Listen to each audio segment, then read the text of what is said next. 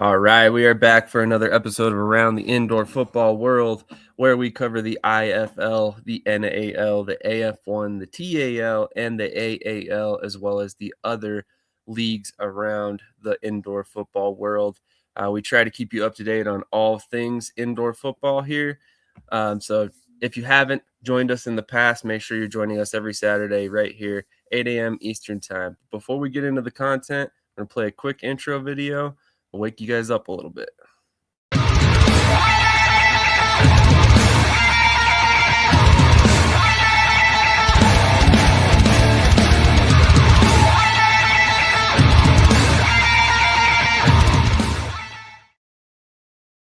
All right. So we've got a ton of topics to discuss today, as well as some great guests. Later on, we'll be joined by the new general manager of the Southwest Kansas Storm, as well as the defensive backs coach and director of recruiting for the New Mexico Chupacabras. We are apparently a very New Mexico Chupacabra heavy coverage network all of a sudden. So we'll get Chris Hemphill on here later on, as well as Logan Hernandez from the Southwest Kansas Storm.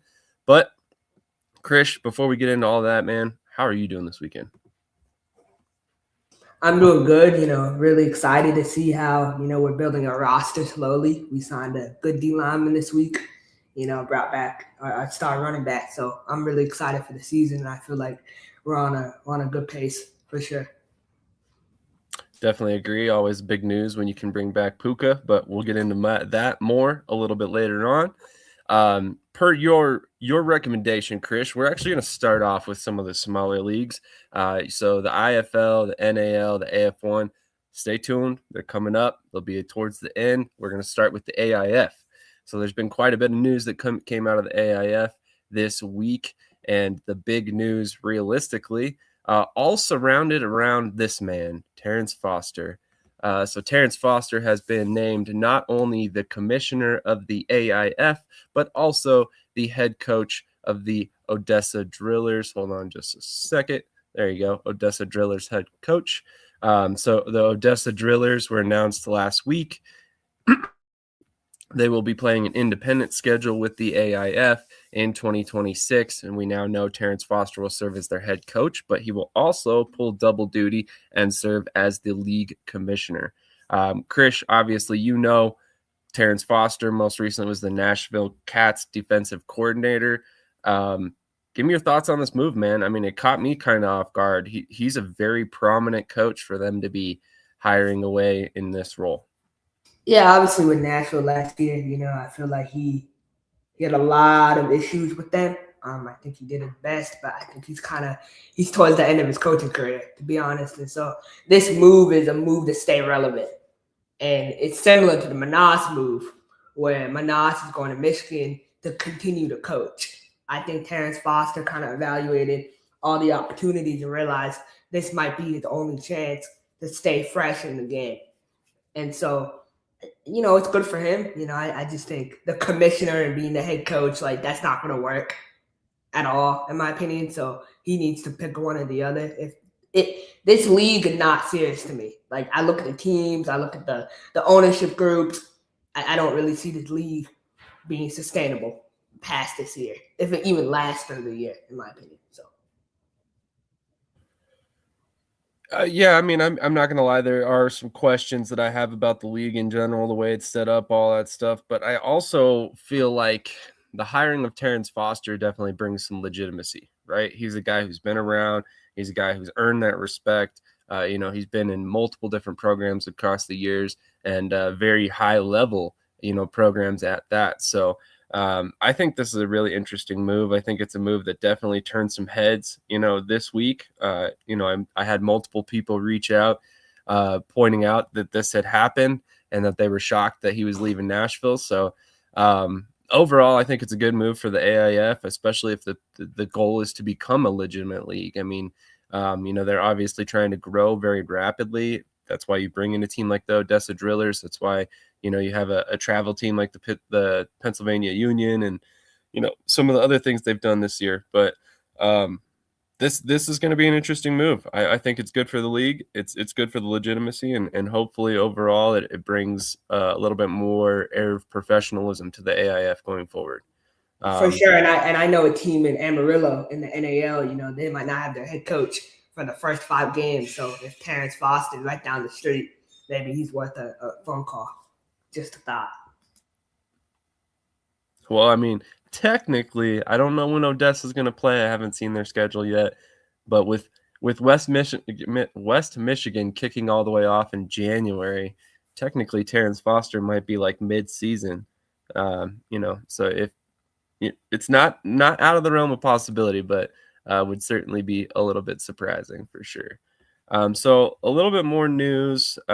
This time out of the International Arena League. Earlier this week, they had a live stream that announced a couple things that were fairly interesting to me, and I'm sure you guys will have some interest in some of the things that they have announced. So the first big piece of news that I thought was awesome, and this is something that has been floated around on social media the past couple weeks, but they have come out with this idea, and whether or not they're a legitimate league or they play a game or anything like that, I really love this idea, and I know it would cost a lot of money for leagues, but I think it's smart. But they are essentially guaranteeing fans of the championship winning team will have their season tickets renewed for free if their team wins.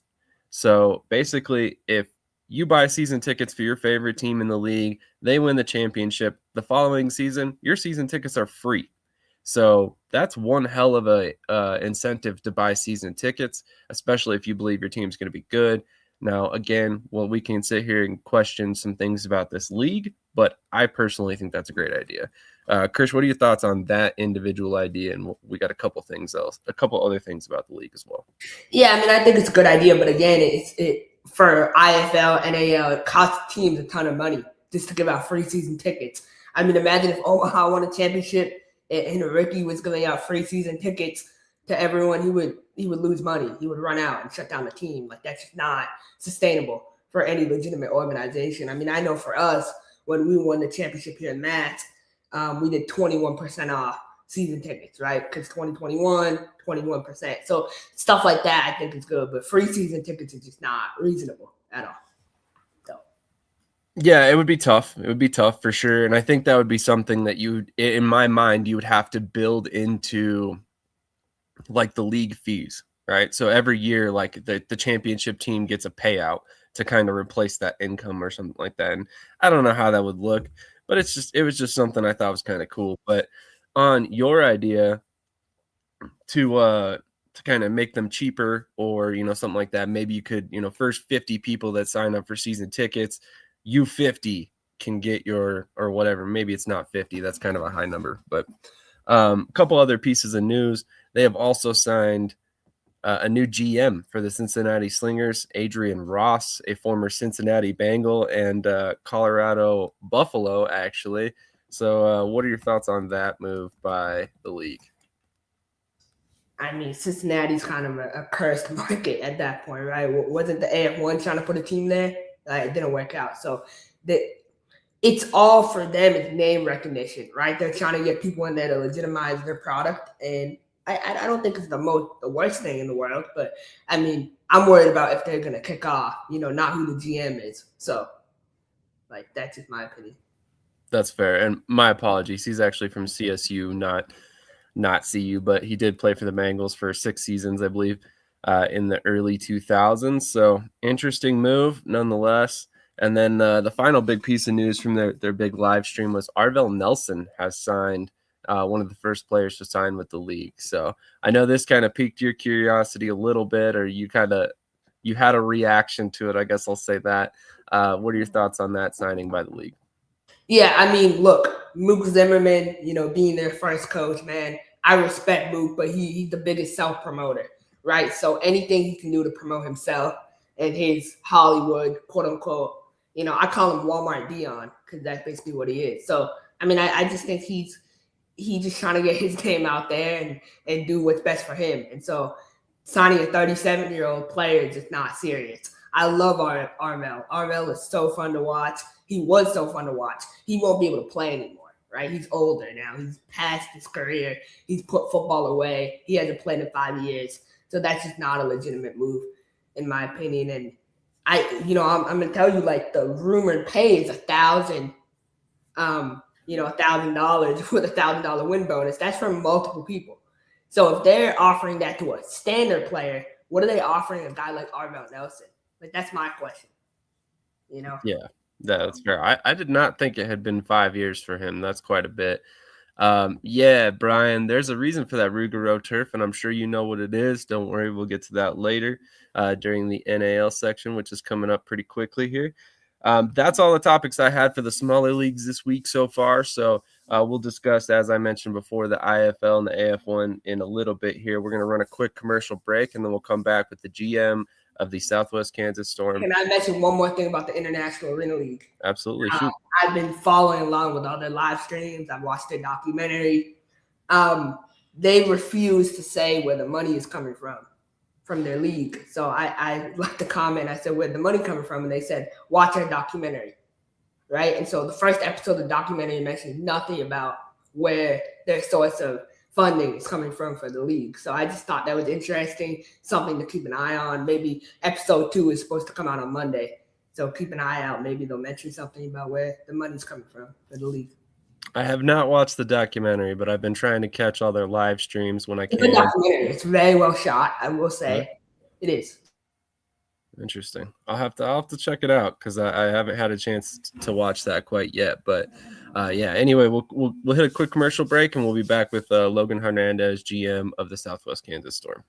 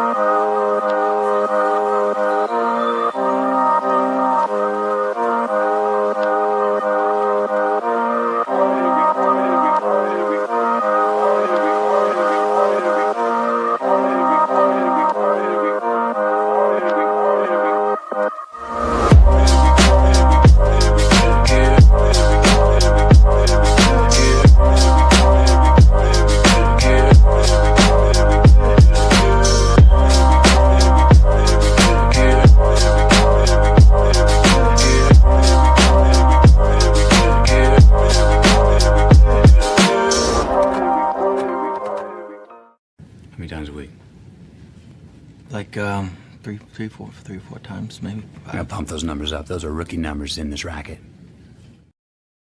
All right. And as mentioned before, we are joined by Logan Hernandez, GM of the Southwest Kansas Storm. How are you doing this morning, Logan? Hey, Sam, I'm doing great. Appreciate you guys having me on this morning. Really excited to get to talk about the Storm and the NAL. Absolutely. So I'm going to rewind a little bit before we get to you being hired as the GM. I think I met you 2 years ago in 2024, if I remember correctly. And I was struck by how much you did for the team. You're kind of everywhere. You know, when we came out to the game, you were the in-arena announcer. Correct me if I'm wrong, you served a coaching role as well. Yep. 2 years ago would have been my first year fully involved with the team. I was originally hired on as the social media manager, and that role kind of evolved into being the in-game announcer during games, the bus driver, helping coach the fullbacks on the offense, and then also the equipment manager on away games. Wow. Some roles in there I was not even aware of. So I was going to mention social media as well. You hosted the podcast.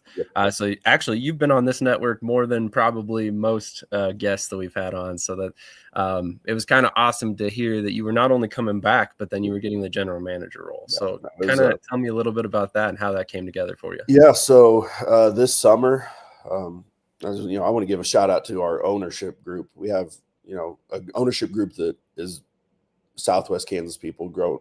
A lot of them grew up in the area, have started businesses in the area, and have, developed lives in the area and so they have a vested interest in stuff being successful and having entertainment options out here.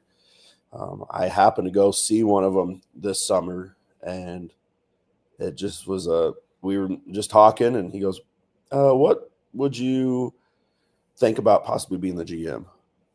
So that at first it was kind of a shock. Not a whole lot came out of my mouth, and through the course of a couple of weeks of talking to the ownership group, talking to our head coach, Gary Thomas, wanting to make sure that I talked to everybody that was going to be involved and made sure that, we were all on the same page, and I kind of knew what my role was going to be before accepting it. We had, an official, interview process, and was offered that, I believe, right in the middle of September, around the 18th or 19th, accepted it just a couple days later. And here we are. That's awesome. That's awesome. So like I said, I was pretty excited to see you were coming back to the team. And obviously some people were kind of curious, why the change at general manager. And I don't think a lot of people really realized that Pat Williams had to more or less step into the business world and kind of focus on his outside focuses. But, you coming back made a lot of sense in this role to me. Like I said, you've held multiple different positions for the team. So to me, it kind of felt like a natural progression for you returning it and then, moving up in the organization. So I wanted to talk about another thing that you are very deep involved with, and that's coaching as well, outside of indoor football. Mm-hmm. So I know you've had quite a bit of success in the coaching realm yourself. So tell us a little bit about your coaching role and how your team did this year. Yeah. So after college, I kind of I was able to be involved with football in college. I was a student coach at Oklahoma Panhandle State University. Head coach was Russell Gaskamp, who is now at Franklin Pierce. So I did that for 2 years while I was there. Stepped out of it a little bit and realized I just missed it that much. So I was offered the opportunity just south of Dodge City here in Kansas at Mineola. I was served as an assistant and stats guy for 5 years. Took a different role completely outside of the classroom, or I guess not outside of the classroom, but an administrative role as an assistant principal last year. The situation wasn't right for myself or the school. Came back and was offered the head coaching job in a small town here in Southwest Kansas called Ingalls, Kansas. So it was my first head coaching job. And this year we went 9-2, and finished got beat in the quarterfinals by the state runner-up. We're waiting on all of the exact numbers to come in, but we're going to have somewhere between about 6 and 8. I think we've had 8 kids named to an all-state team in some aspect this year, whether that was first team, second team, or honorable mention through 3 different news outlets. And so we're still waiting on the last couple to come in to see if we're going to have any more. But I was blessed to inherit a really, really great coaching staff here. And so I will say that, I've always been a defensive guy, never had to dive into the offensive side, but we already had a defensive coordinator here in place. And so kind of took over the role of offense coordinator along with head coach. And Gary Thomas taught me everything I know about offense. Hey, that's a good mentor to have, in my personal opinion. He's a great offensive mind. Tell me a little bit about that process. I mean, you come in, you're the outside guy as the head coach, you inherited a staff. How did they react to, you being hired and maybe not somebody on staff being promoted to that position? Yeah. So small town Kansas, not a real big staff. For those that don't know, we actually play 6-man football, which is a whole new beast in its own. So I had to learn a completely new, not a completely new game, but a lot of different rules and kind of how how to approach the game from a coaching mindset. So there's a total of 3 guys on the staff, including myself. I knew one of the I guess we kind of call him our scout team coordinator. He kind of bounces back and forth between on specific things on offense and defense. Talk to him. So I'd known him for a few years from my time being at Mineola, and he was happy to be asked to be back. Got our defensive coordinator's number, talked to him. There had to do a little convincing to keep him on staff, but I think after him being on, last year I think they gave up somewhere an average of 15 to 20 points a game. This year, outside of our last game, the most we gave up was 25. So in 6-man football, it's a lot like arena football. If scores aren't over 40, there's some heads getting turned. But we had a real successful year on both sides of the ball, and just going through the process of talking to them and telling them that I'm not going to come in and try and hire a whole new staff if whatever's in place has been working. So I think they're both excited about that, and I think I'm hoping that we have the same staff in place next year. It sounds like we do from the talks that I've had over the last couple of days with them. Very nice. Very nice. So I don't think I've asked you this off camera or on camera. Are you going to hold a coaching role this season with the Storm as well? We haven't really discussed it a lot. We're trying to make sure that we can get everything in place that we need to from a administrative standpoint. I'm not opposed to it, but I know that with everything that the GM role is going to entail, it might be difficult at times. Gary's in the process of shoring up his coaching staff. We pretty much have it all in place, but I guess to answer the question real simply is I don't know. I don't think so, but I don't know yet. That's fair. That's fair. So obviously, I feel like anytime you come into a new position like this, you probably have a couple ideas how you want to do things that maybe have not been done in the past. So do you have anything that you intend on kind of implementing that you have not seen with the Storm in the past? Yeah. One thing is, I think we need to use what is our advantage. We are Southwest Kansas. We are in a very historically significant area of the United States. With some of the other team mascots coming in, we can kind of use those in promotions to try and get some people out here. And, and then like one thing I want to try to do is have a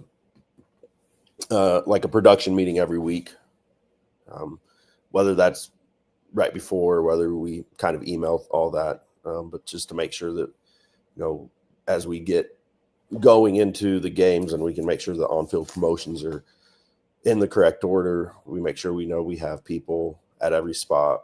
Because there's been times of, to no fault of anybody that, we get on the day of and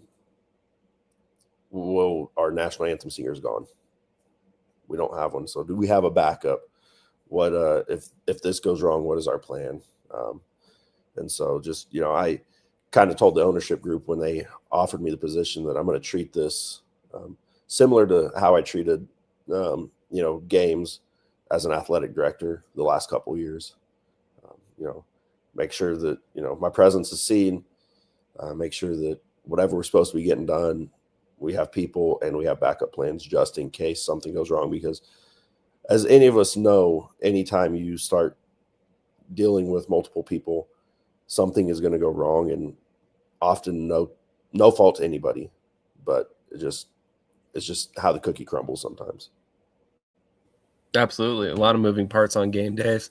It only takes one domino to tumble to all of a sudden throw a wrench in your entire plan. So I can only imagine.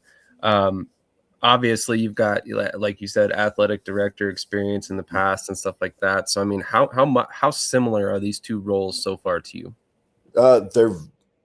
They're very similar but very different, just because of the aspect. In terms of administrative and handling, the handling of how conversations and meetings, it's very, very similar, but different because I'm not dealing with high school kids anymore high school kids that if they're acting up, I can just call their parents, and then a lot of times it's dealt with at home. I mean, a lot of these guys, I'm not gonna get numbers from our players and they're like, hey, I'm calling your mom and dad. So we got to handle that a little more in-house and with the head coach. If when it comes to coaches, like oftentimes, when you're dealing with high school coaches, they are coaching for a couple $1,000s a year. They are teachers full time, so that the relationship with them is a little bit different than like the relationship I'm gonna have with the coaches that we have here. And it's gonna help that I know Gary very well. I would consider Gary a great friend. I've had experience in having to be the AD for a coach that I was really, really good friends with. And so I think that I'm going to use that experience to how we approach stuff with Gary. And some of the other coaching staff that hasn't quite been announced yet, I do have a personal relationship with prior to this year. And so I think it'll be great benefit to have that experience when looking at how to handle conversations with them and how to approach different things with them, not just the coaches, but also with everybody within the production. Absolutely. And then, granted, this is from an outsider's perspective, but it seems like you guys have a very tight-knit group. Obviously a lot of the coaches on staff have coached with Coach Thomas in the past, and obviously you've been involved with the team in the past as well. So it seems like a very, very core group of people that are kind of, running the storm, which is always a good thing. Obviously you guys know how each person's going to handle each situation and stuff like that. So tell me a little bit about how the roster's coming together. I know it's been a little bit of a challenge with the transition over to the National Arena League this year. So, how do you feel so far? I feel, looking at the roster we have right now, I feel confident that we're going to be successful. Something that Gary's always said is you want to put yourself in a position to be successful. We can't say, hey, we're going to go out and win every game. Hey, we're going to go out and lose every game. But, real excited about some of the guys that we have returning. They kind of speak for themselves, especially when you start looking at film from previous leagues. And then we look at, some of the guys that we're signing in that we haven't had play for us in the past. You look at their film, they have the measure. You look at their film, their measurables, they have the measurables. They have played at a high level, and it's going to be, I don't think that it's going to be talent will be the issue with us. I think it'll be make sure that we have our guys in the right spots to be successful. I have all the confidence in Gary that he's going to not just do that, but he has a really good track record of being able to get guys onto, of taking them to the next level from what is kind of expected of them and getting them to work together toward a common goal. Absolutely. With the move to the NAL, what have been some of the challenges for you taking over the new position and going into a new league you're not really yet familiar with? Yeah, it's just been, I don't know that the transition necessarily has been from one league to another. It's been more of the challenge for me has been as soon as I got done coaching football, it's like not much of a break, then jump into the GM position, jump into GM role. And so, make sure that we have some type of representation on the league meetings, make sure that if there's communication that needs to go between the league and the coaches or the league and the rest of the ownership, making sure that we get all that properly channeled and to the proper people. So that way we just, make sure the news that needs to get to the news the news that needs to get to the right people gets to the right people. But, and then I'd say the biggest challenge is just understanding what all entails with the GM besides what is seen on Saturday and what's seen when, the ball's kicked off. It's all things of, okay, make sure we have all of our paperwork in line, make sure we have whatever contacts we need to make sure of, and make sure that we have stuff allocated in the right spot and in the right direction. Absolutely. Like we said before, a lot of moving parts. Well, Logan, I don't want to take up too much of your time today. I really appreciate you coming on, man. It's again, really excited for you to take this position, excited to see what comes of it, and how you kind of alter things and grow it as we continue up here to the 2026 season. But any final words for Storm fans? Yeah, absolutely. Not just for Storm fans, anybody that's a arena football fan or indoor football fan, if you don't know anything about the NAL, I would jump on board. It's going to be a great year this year. I think it's going to be a really competitive league. In addition to that, if you're not following the Storm, it's better to get in front of the storm and be prepared for what's coming than, see the aftermath. So get on board because there's a storm coming. I'll say I appreciate you guys having me on, and, looking forward to continued partnership with you guys, and ready to see what the 2026 season brings. Absolutely. So super excited for you and for the team. I imagine it's going to be another playoff season. I have a feeling. But thank you so much for your time, Logan, and really appreciate it. And definitely we'll have to have you on closer to the season. Yeah, absolutely appreciate it. Absolutely. Have a great rest of your afternoon, and hopefully you can enjoy the football tomorrow. Oh, will do. Happy holidays as well, by the way. You as well. All right. Have a good one.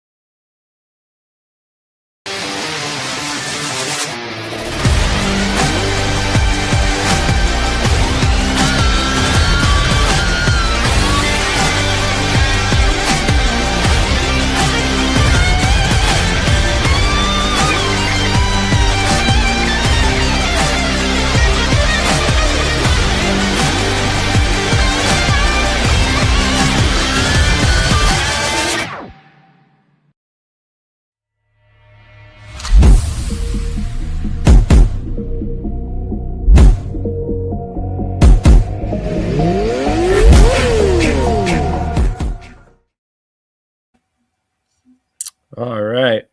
Well, thank you to Logan Hernandez for joining us this morning. Always excited to see that he has been elevated in the organization. As I mentioned before, that he has held a ton of different roles. Honestly, I was blown away by how much he did when I went out there for the game a couple years ago. So excited for him and everything that he's going to bring to the table for the Storm. So any big topics that you want to get to in the NAL? I know there's a little bit of news transactionally. Anything that you wanted to talk about just specifically? Yeah, just some of the signings, from Southwest Kansas. They make no sense to me. You signed Matthew Miles this week. I mean, this is a player who played at 5 different schools, and he's been a Jag at all 5. So, a Jag is just a guy.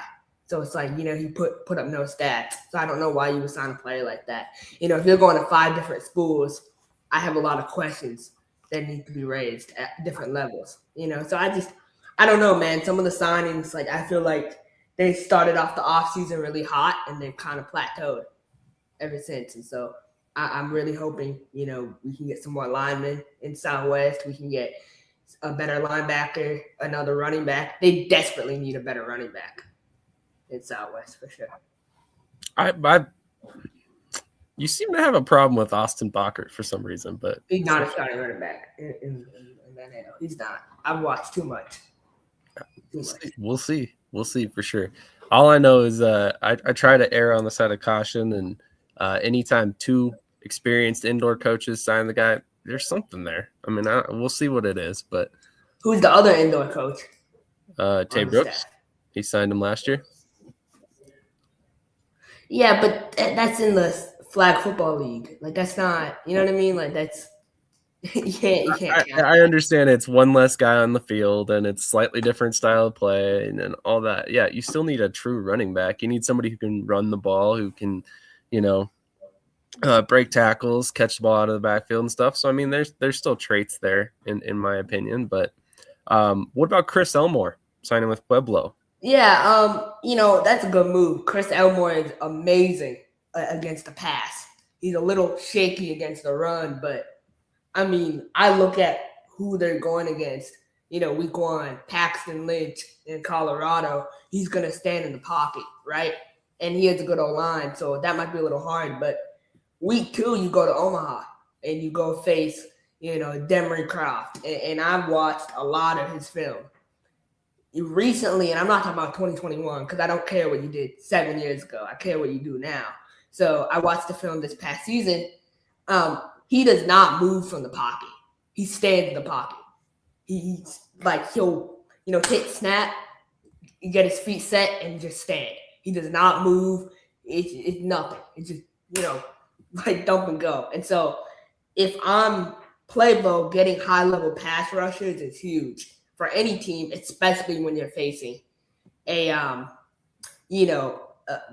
quarterback who doesn't move in the pocket. So I think that's amazing. If I'm them, man, my goal is to knock him out after the first quarter of the game. So I want to suffocate him in the pocket. And I think, them signing high level pass rushers is huge for what they're trying to do defensively.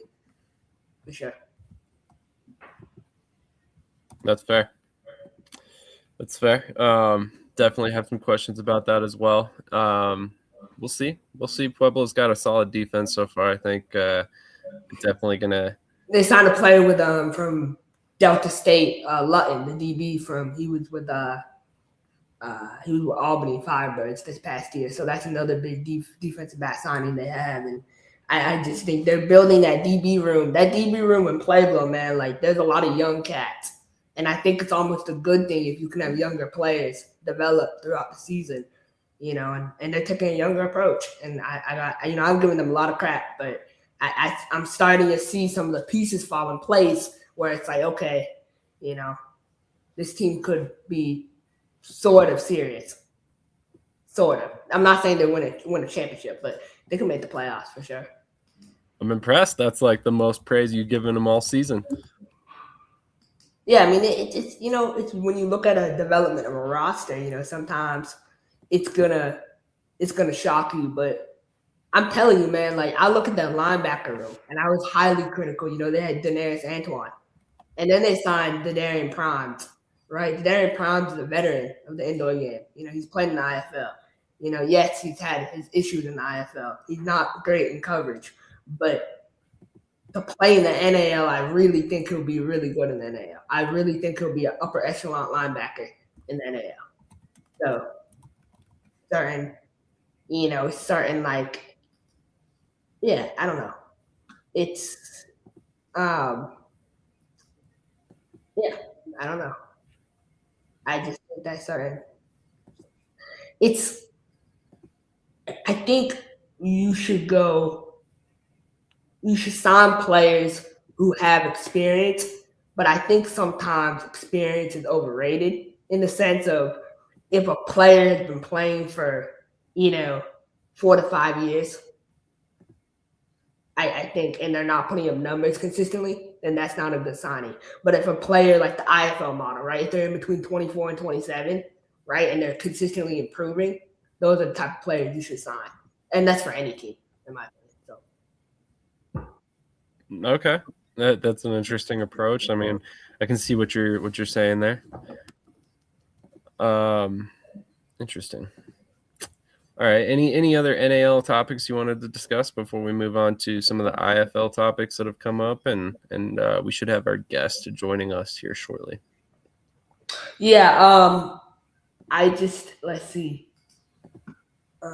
Any moves that kind of stand out to you? I mean, Dallas is kind of staying the same. Sioux City, I haven't seen any inspiring moves from them. I mean, we did talk about Verlon Reed coming back.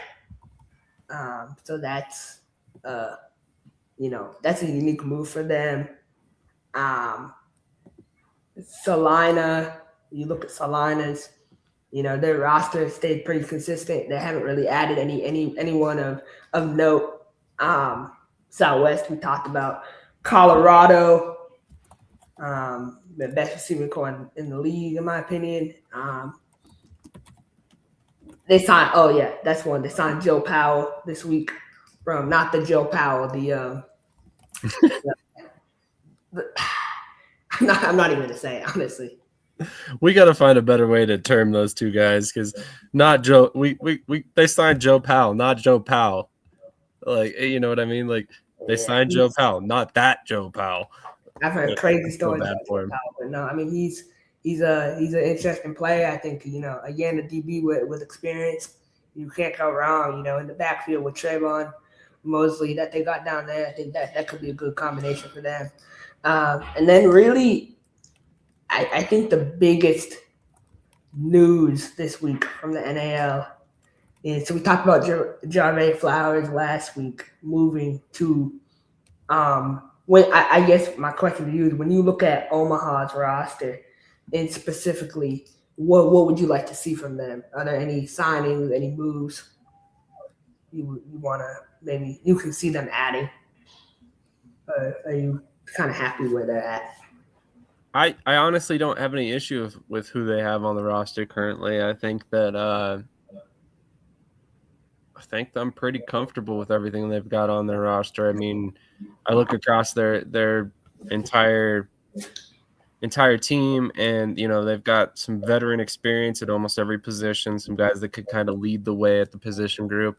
They've got guys that know how to play the game, that have kind of been around. A lot of local guys, which I mean is always a boon for the team in terms of cost, and then also the likelihood of those guys sticking around if they're put on the practice squad and stuff like that. So that's always a good thing. But I'm not really as concerned about the loss of Jarvay Flowers as some other people's might be. I mean, if you look back in the past, the Beef typically have won championships, and they really haven't had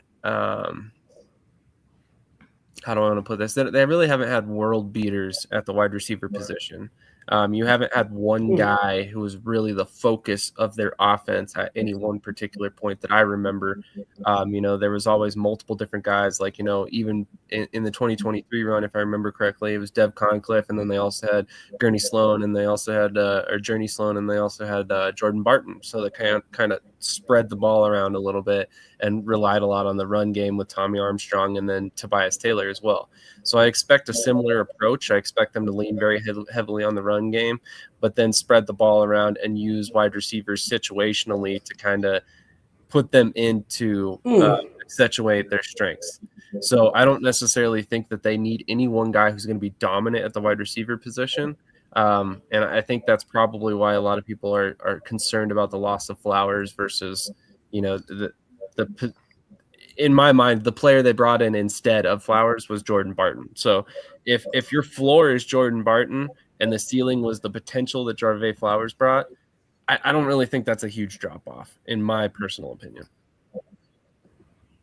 And that's fair. And so my opinion on it is, I feel like, Cordell Comu's, right? He's a bigger receiver. I don't think he's the best route runner in the world. I think he's more of a, like you said, a run blocker. And I think that's fine. If the identity of your offense is to run the ball, that's fine. I think that's what it's going to be. It's not going to be highly explosive. I think it's going to be more of, a slower paced offense, but that produces. Would you rather an offense that, runs tempo and scores 25 points, or an offense that, takes time off the clock, keeps the defense on the field longer and scores 35 points. So I think that's what they're going to be. Honestly, I think it's going to be a slower offense. One of my things though is I didn't want to bring up. I was thinking, man, they should add another quarterback, and I would go out, and if I was them, I would sign Keegan Shoemaker from Sam Houston State. He played with Indy last year. He lives in the area. I think he would be a great addition for what they're trying to do there. I think they need to get a high level passer in the building. And I think Tyler has a great arm. I think Demery can run, but I want one more high level passer. They need someone who's a complete, just a passer. So I would sign Keegan Shoemaker. And then they need a linebacker, and they need one more tall receiver. I think that's the things that Omaha needs to kind of get over the top and win a championship this year. Isn't Colmus a taller receiver? Yeah, but he can't really run routes like that. Like he'll make a catch here and there, but like a route runner, they need someone who's tall. Gotcha. That's why they signed Terez Trainer earlier in the offseason, right? So that was supposed to be their big move. But obviously, I don't think he'll make Tulsa. That's the thing. I think he'll be back before the start of the season. So that's something to keep an eye out on as well. Awesome. Couple comments real quick. Yeah, but the Beef haven't had this level of competition, different game next year. This is where I disagree. The Beef have had this level of competition. They played against Salina before. They played against Southwest Kansas before. And I'm not saying they're the same franchise as they were then. Things have changed. Don't get me wrong. Colorado, yes, that's an improvement for sure over some of the other teams that they used to play against. Pueblo, I think, is going to be pretty good. Amarillo, really not a big departure from the teams they played in the past. Dallas, same thing. So, there's talented teams in the league. I just don't think it's necessarily as I don't think it's necessarily going to phase them based on what they've dealt with in the past. But before we bring on this next I do want to bring this up too. Sorry. That Beaumont team was high level. That Beaumont team they played, man, I went back, I watched the championship game a couple days ago. They got dominated on the offensive line, defensive line, DBs. Those DBs had the receivers in a blender from Omaha. So, people saying they don't face high level competition, they faced a gauntlet in Beaumont last year. And there's other teams in the league that I feel like they can we know Colorado will spend, we know Pueblo will spend. So there's other teams that have the ability to acquire high level talent during the season. So I think that's something to keep an eye on as well. Absolutely. Before we welcome on our next guest, I wanted to take some time to thank one of the guys that watches the show every weekend, Brian Mathern. He sent me some gear from the Louisiana teams that I kind of wanted to show. He was hoping that I would get here last week in time. It did not, but got a Louisiana Voodoo keychain, which is really cool. These are probably collector items at this point. Louisiana Voodoo stickers, pretty freaking cool with the AFL logo on there as well. Lots of Voodoo stuff, which is really cool. Voodoo Magic. But this is the thing that I'm really excited about. That also Ruggiero sticker, super cool. But the media guide. If you have not seen this media guide, you guys need to go check this out. This thing is extremely well done. It is one of those things that you don't really think about as a fan, right? But you walk into an arena and you see this thing. This is incredibly professional looking, by the way. It just, the schedule's on the back. I mean, this is something you would expect from a professional football team. But I think it's really cool. I know Brian put in a lot of work on it. I know the Ruggiero are very proud of it, as they should be. So it's awesome to see that this team is kind of building up and moving towards the future and realistically marketing it better than a lot of other teams that have been around for years. So super excited to see that for the Ruggiero. But we're going to play a quick commercial break. Then we're going to come back with our IFL guest, which actually has some ties to the Voodoo, which is a kind of ironic there. So we'll go ahead and be right back with Coach Chris Hemphill with the New Mexico Chupacabras.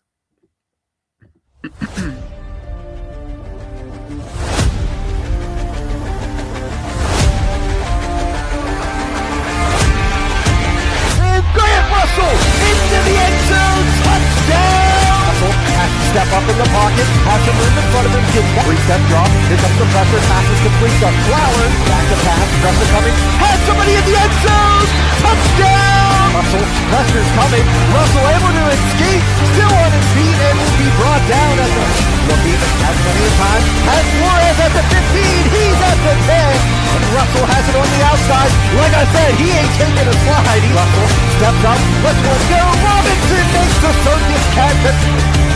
Going to alert snap, here comes the pressure, and the pass is going to be complete, and making a catch of Grant Russell. Russell, back to pass, looking, he has Robinson makes the catch, and will be brought down on the play by Isaiah Hall.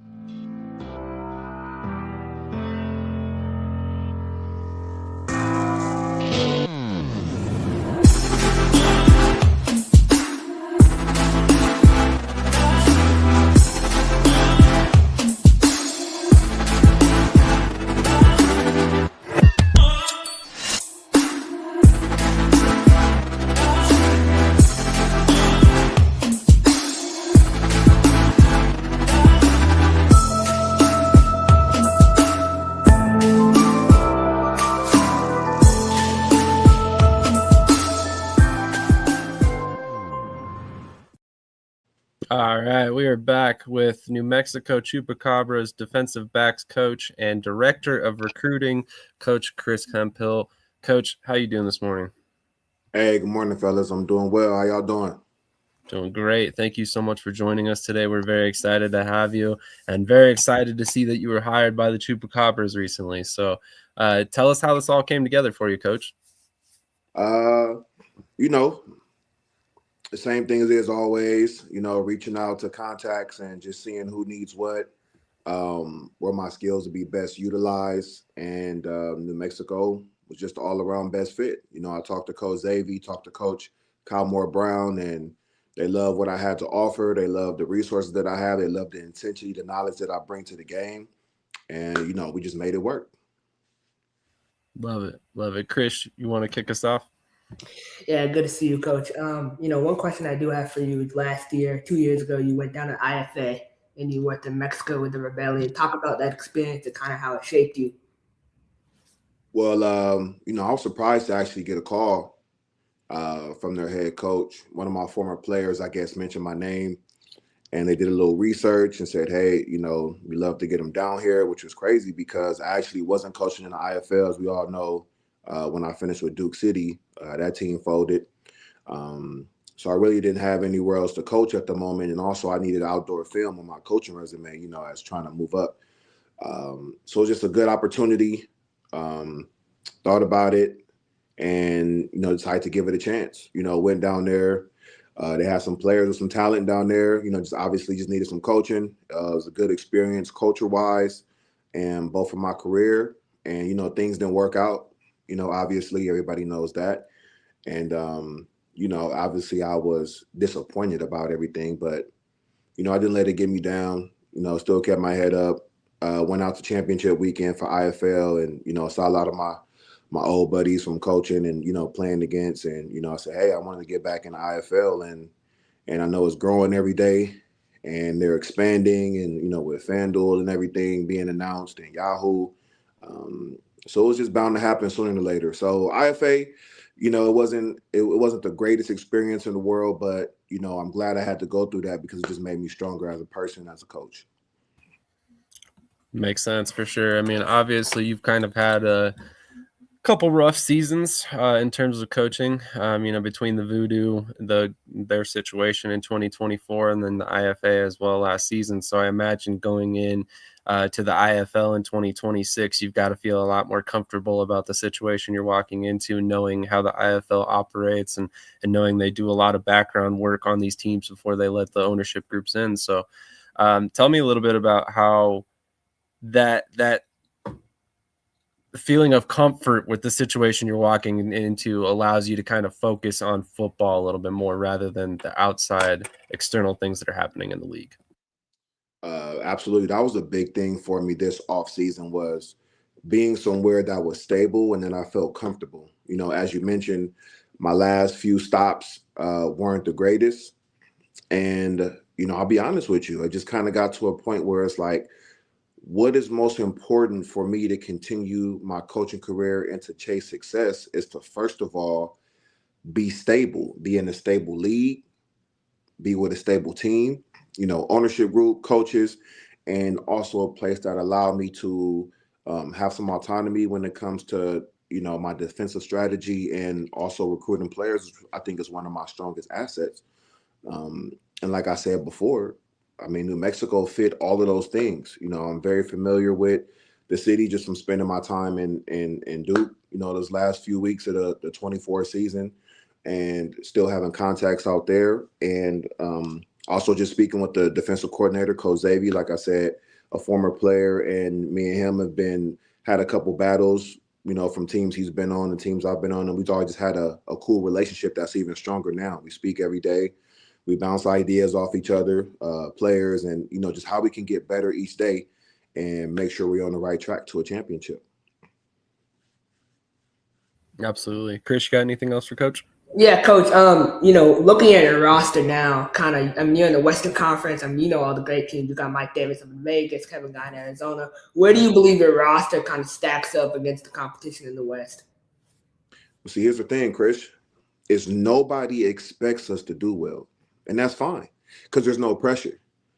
And I like it that way. I like going in as the underdog, playing in hostile environments, knowing that we're in arguably the best conference. And, you know, that's no shade to the Eastern Conference, but the championship has gone through the West the last few years. And everybody knows you got to come with your A game every week. There's no days off, you know, because even statistically, the weakest team can beat you on any given week, you know. And I think that building this roster is you have to shape it in a way that's best for the qualities of the offensive coordinator, the qualities of the defensive coordinator, and also guys that can help us out on special teams. I think a lot of times that part of the game gets overlooked because you want to recruit all of these top offensive guys. But guess what? A lot of them don't want to run down on kickoff. A lot of them don't want to block on kickoff return. So when I'm sitting in, you know, my man cave and I'm thinking about guys to recruit and watching film, hours and hours of film, and again, talking to Coach Xavier and talking to Coach Hansen and talking to Coach Brown, what kind of mentality, what kind of culture do we want to build in our locker room? All right. Guys that are good on and off the field, you know, guys that's hungry, guys that want to get better, you know. And I was told, you know, right when I got hired, said, hey, we're looking to be a very young team. We're not going to have a bunch of vets. We're going to have young guys fresh out of college, 2-year guys that really just need coaching. I think that's important because then it's a testament to your coaching prowess about how you can take young guys, a lot of them have never played the indoor game, and make them into really good indoor players. So I'm expecting us to shock a lot of people, and guess what? It's only going to be a shock to them because we know what we're building down in Albuquerque. Like I said, we talk every day. So we instill that confidence into, first of all, our coaching staff, and then second of all, the players that we bring in, and that we're doing something special. It's up to you guys whether you want to be a part of that or not. Absolutely. Love that mentality. And I love that your thought process. You know, I mean, expectations are low. So, you know, it's a good opportunity to come in and dramatically exceed those expectations. So I love that. Talk to me a little bit about the roster so far that you guys have assembled and what I don't want to say what changed, but how have you kind of started to put your twist on things? Well, when I was hired, I already had some guys on the roster, so I just kind of took a look at the film and where these guys came from and gave them a call, introduced myself. You know, I like to do that with all the players, whether offense, defense, you know, it doesn't matter, just so I have that relationship with them and just kind of get to fill them out as a person and as a player, you know. So just seeing, so did that first, and then asking, Coach Hansen, the OC, what kind of player are you looking for? Asking Coach Xavier, what kind of player are you looking for? What kind of player is going to help us win on weekends? What kind of player is going to help us out in the community, build the fan base, and what kind of players are going to help us win championships? So just having those conversations like, okay, I need to go out and get a 6'3", 220 receiver, possession type receiver. Okay, I need to go out and get a scat back type. Okay, I need to go out and get a tall, lean rush in that, long arms, I can get his hand up and take away the 3-step. So with the roster that we're building, I'm really excited about having a former MVP as a quarterback, Jerome Johnson coming in. That brings that championship mentality, that experience. He has that relationship with the head coach and the DC already. And, it's a fresh start for him, trying to revive his career and show everybody why he was the MVP. And then when I came in and saw we were bringing in Mo Jack, on the D line, everybody knows he's going to be a problem to deal with. May draw a double team and free up some opportunities for some other guys. And then also looking at the secondary, our defensive backs are really tall. I've recruited 6'1", 6'2", 6'3". We even got a 6'4", DB coming in. Guys that are not only tall but can cover, can tackle. Has an intimidation factor. For those small receivers, physical. And that's the brand that we're building on our bend but don't break defense. It's physicality, everybody running to the ball, and, just making sure we be big brother and get the ball back for our offense.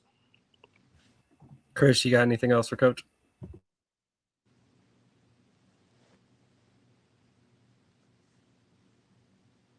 That is a sweet hoodie, by the way.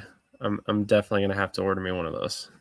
Oh, that's another thing I forgot too. It's actually freezing in my house this morning, so I'm all bundled up. But I guarantee you, we will be the most fly coaching staff you will ever see in the history of the league. Wait till you see what we got. What we got on deck for y'all. We got on the loaf right now. Hey, this is nothing right here. This right here, this is just whatever. Wait till you see, what we step out with. Because, you look good, you feel good. You feel good, you play good. Play good, get paid good. So shout out to Coach Prime on that one.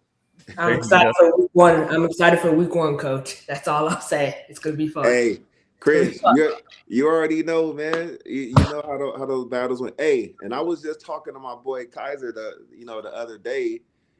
We almost got y'all when I was with Bismarck, and our coach had to step away for that game, and he missed the field goal at the end. Hey, it's definitely going to be a battle week one. I know we're up against a juggernaut the first week, and I think it's great for us. It's a great first game to see where we are coming out of camp, see if we need to make any adjustments, and see how we kind of stack up. So I'm excited to get down with the Pirates first week. We don't duck no smoke around here, so I'm juiced. Krish, any more questions, or you just wanted to say we can't wait till week one? I'm just really excited. I know a ton of guys on their team with Jerome, Maurice, Ashley, everyone. So it'll be good to compete against you guys, and I can't wait. I can't wait to see the crowd. How do you feel about? I will ask you, how do you feel about the community support so far in New Mexico? So I haven't actually been down there yet, and it's off season, but I feel like if we put a great product on the field, and especially bringing a team, back down to Tingley, the support should be there. The support should be there. There is championship pedigree. Albuquerque has won championships before. The part is really just getting fans to understand this is a new team.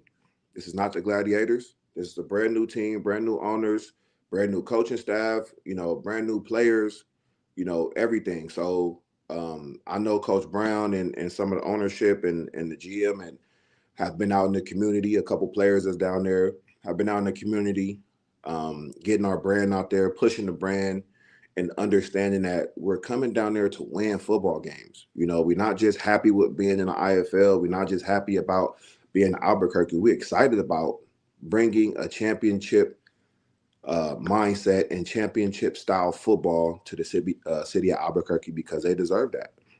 So hopefully the fans come out and support, pack the seats, and, you know, get ready for a great show. I'm excited about it. Absolutely. So talk to us a little bit about the Yahoo announcement and then the FanDuel announcement as well. I imagine that has had a little bit of an effect on recruiting for you guys as a team. Absolutely. See, the hard part about recruiting, especially guys straight out of college, is a lot of them has never even heard of, you know, indoor football. You know what I'm saying? And then when they do hear about it, it's, you know, Kurt Warner played. Like, yeah, technically that was arena football. This is indoor football. And I'll give you a little insight on how I go about my recruiting. When I'm recruiting, because I have to recruit for both, you know, you mentioned my ties with the Voodoo. When I'm recruiting a player, first of all, I ask them, what's your football goal? Is it to try to advance to the next level? Do you just want to continue to play football because you love it so much? Is this your NFL? Do you just kind of see what it's like and decide later? You know, I ask those important questions because a lot of the times the players, when they be like, well, you know what, coach, I really am not just interested in, you know, moving up. I know I'm not, you know, whatever. This is my NFL. Okay, wonderful.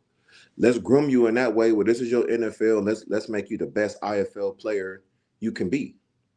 Or if your goal is to move to the next level, let's coach you up. Let's keep you in shape, keep you fresh. You got fresh film because there's eyes on this league now. We couldn't say that 10 years ago. You know what I mean? There's eyes on this league. And if you look at the NFL, CFL, UFL exempt list, there's 31 guys from last season on the exempt list that moved up to either one of those leagues. And I think that's huge. And I think the commissioner is doing a great job about building the brand and pushing us to further guys to those other leagues. You know what I mean? So when I'm recruiting, I can say, hey, we had 31 guys last year move up, you know, and that can be you this year. So it's important that we're getting those FanDuel partnerships, those Yahoo partnerships, because those are brands that guys know coming out of college. So when we mention we are associated with them, it automatically brings our league that much more credibility. And that is huge for what we're doing. So when I mention those things, guys are like, oh, okay, man, this ain't some little Rudy Poo league, you know, yada, yada. Like, this is for real. I said, bro, do your research. I am never going to lie to you. Do your research and see. We are a legit league. We're a stable league. We are the top indoor league in the world, I believe. So for guys that question, you know, I say, hey, just look it up. I can give you the stats, but I want you to do your own information. Gather your own information and come back and holler at me, and we could talk. So having those things, man, are huge. And like I said, I think the commissioner's doing a great job of promoting the league, getting sponsorships, and making sure that guys have a legit opportunity to do what they want to do. Absolutely. Krish? Yeah, you know, Coach, one thing I always remember about you, even when you were with Bismarck, you were highly emotional on the sideline. You know, you're always hyped. You know, you always, you know, like to fire up the guys. This year, you know, you have a lot of different emotional coaches on the staff.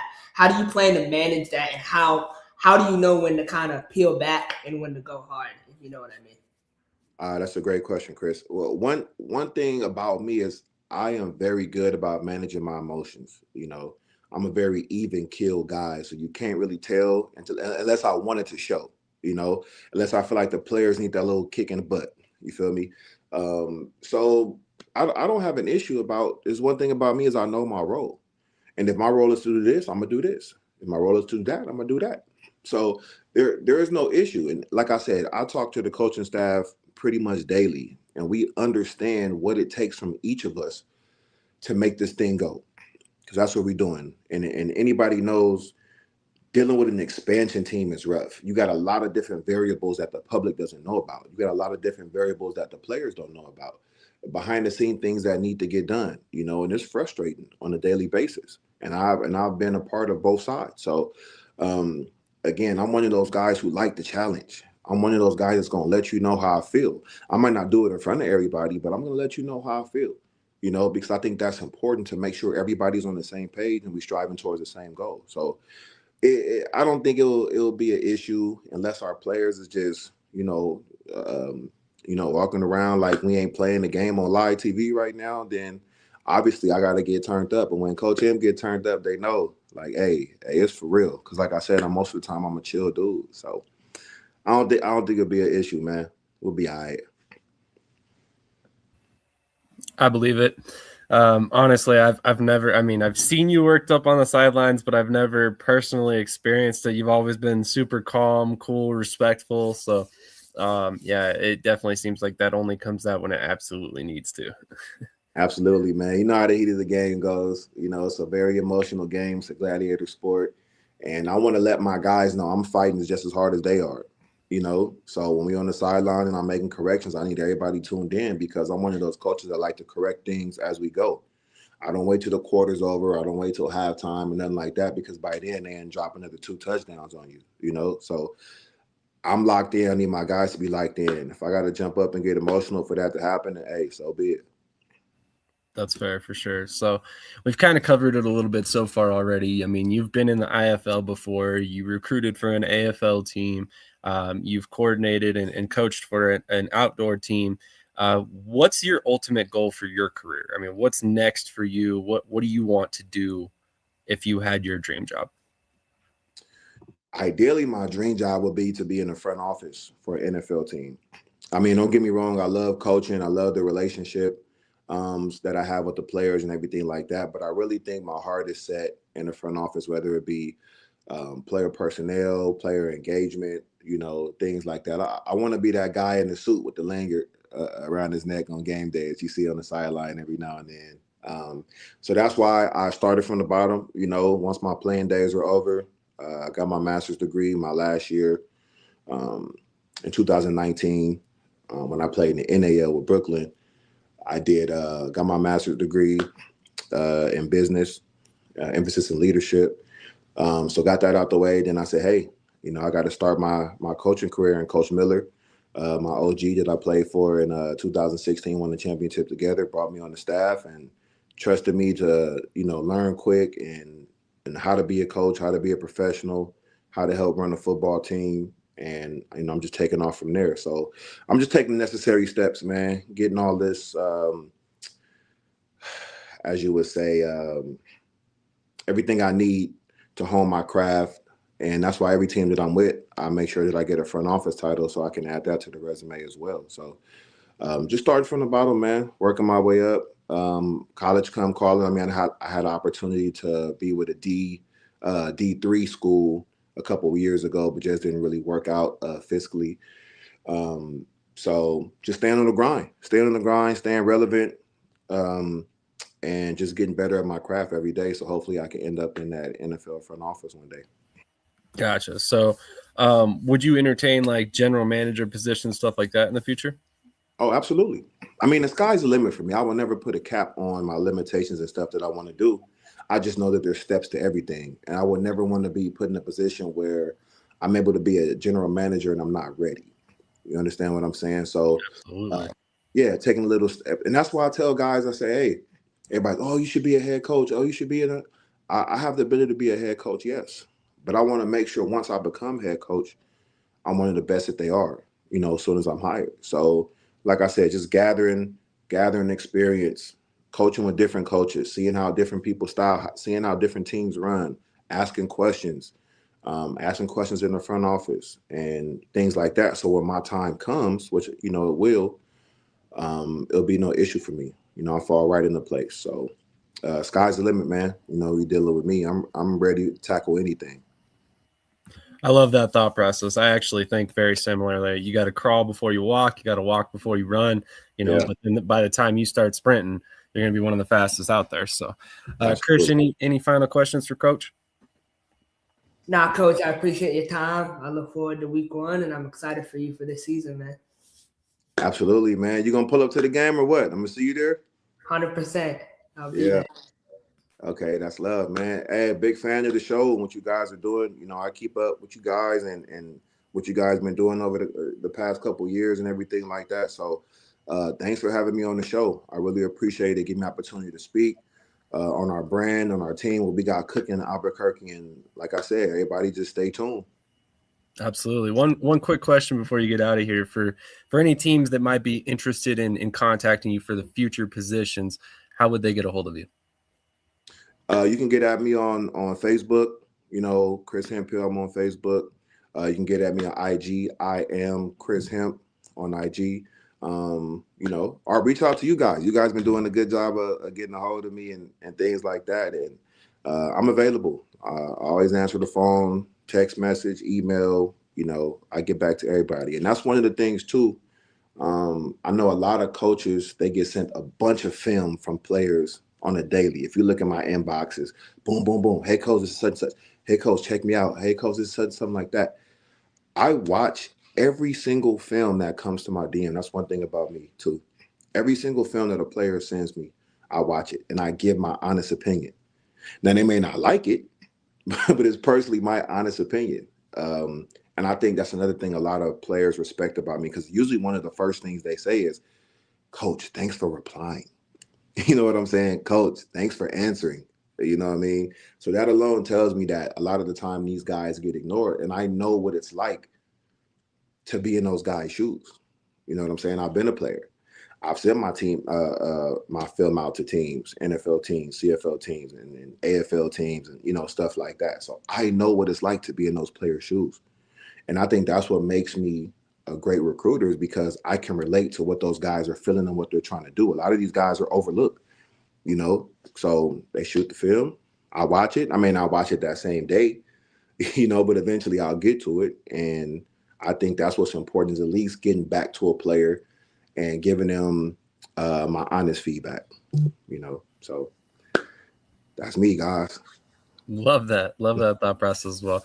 Thank you so much for your time, Coach. Really appreciate you coming on this morning. I know it's early, but I always love having you on. So we'd love to have you back on, closer to the season when the roster is complete. We can talk about week 1. You can talk all the smack to Krish. It'll be great. Yeah, it's all good, man. Our roster is still building. I still got a lot of work to do, man. So I'm up early anyway. I'm actually getting ready to hit the gym for my son. So I got soccer, but I appreciate you guys having me on as always. When you send me the message and say you wanted to have me on the show, I can never tell you guys no. You guys have been great. You guys have been very supportive of what I've been doing. So I just want to say thank you. Thank you very much for you guys. Appreciate you. Hey, we appreciate you. If there's anything we can do to help, keep us in mind. Always, man. Y'all be cool. Y'all know what it is. Definitely. Have a great rest of your day, Coach. Thank you so much for your time this morning, and best of luck in 2026. Thank you, guys. Appreciate it.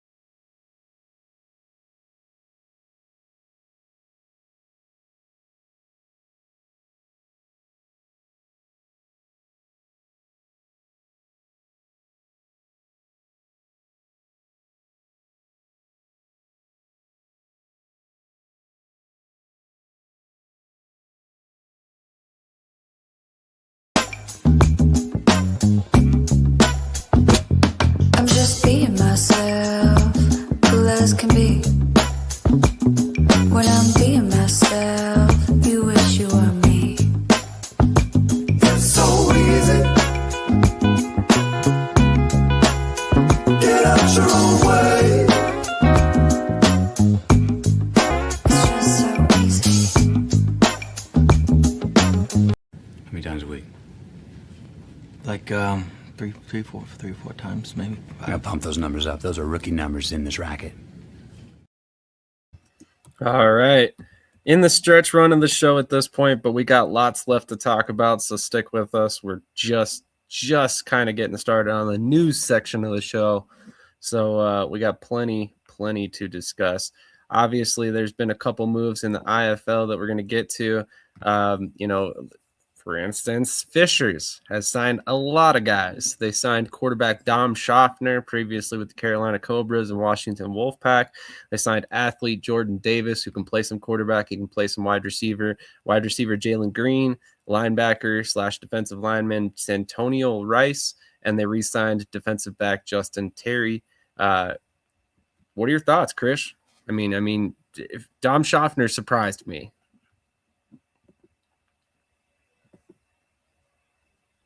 You're muted, my friend.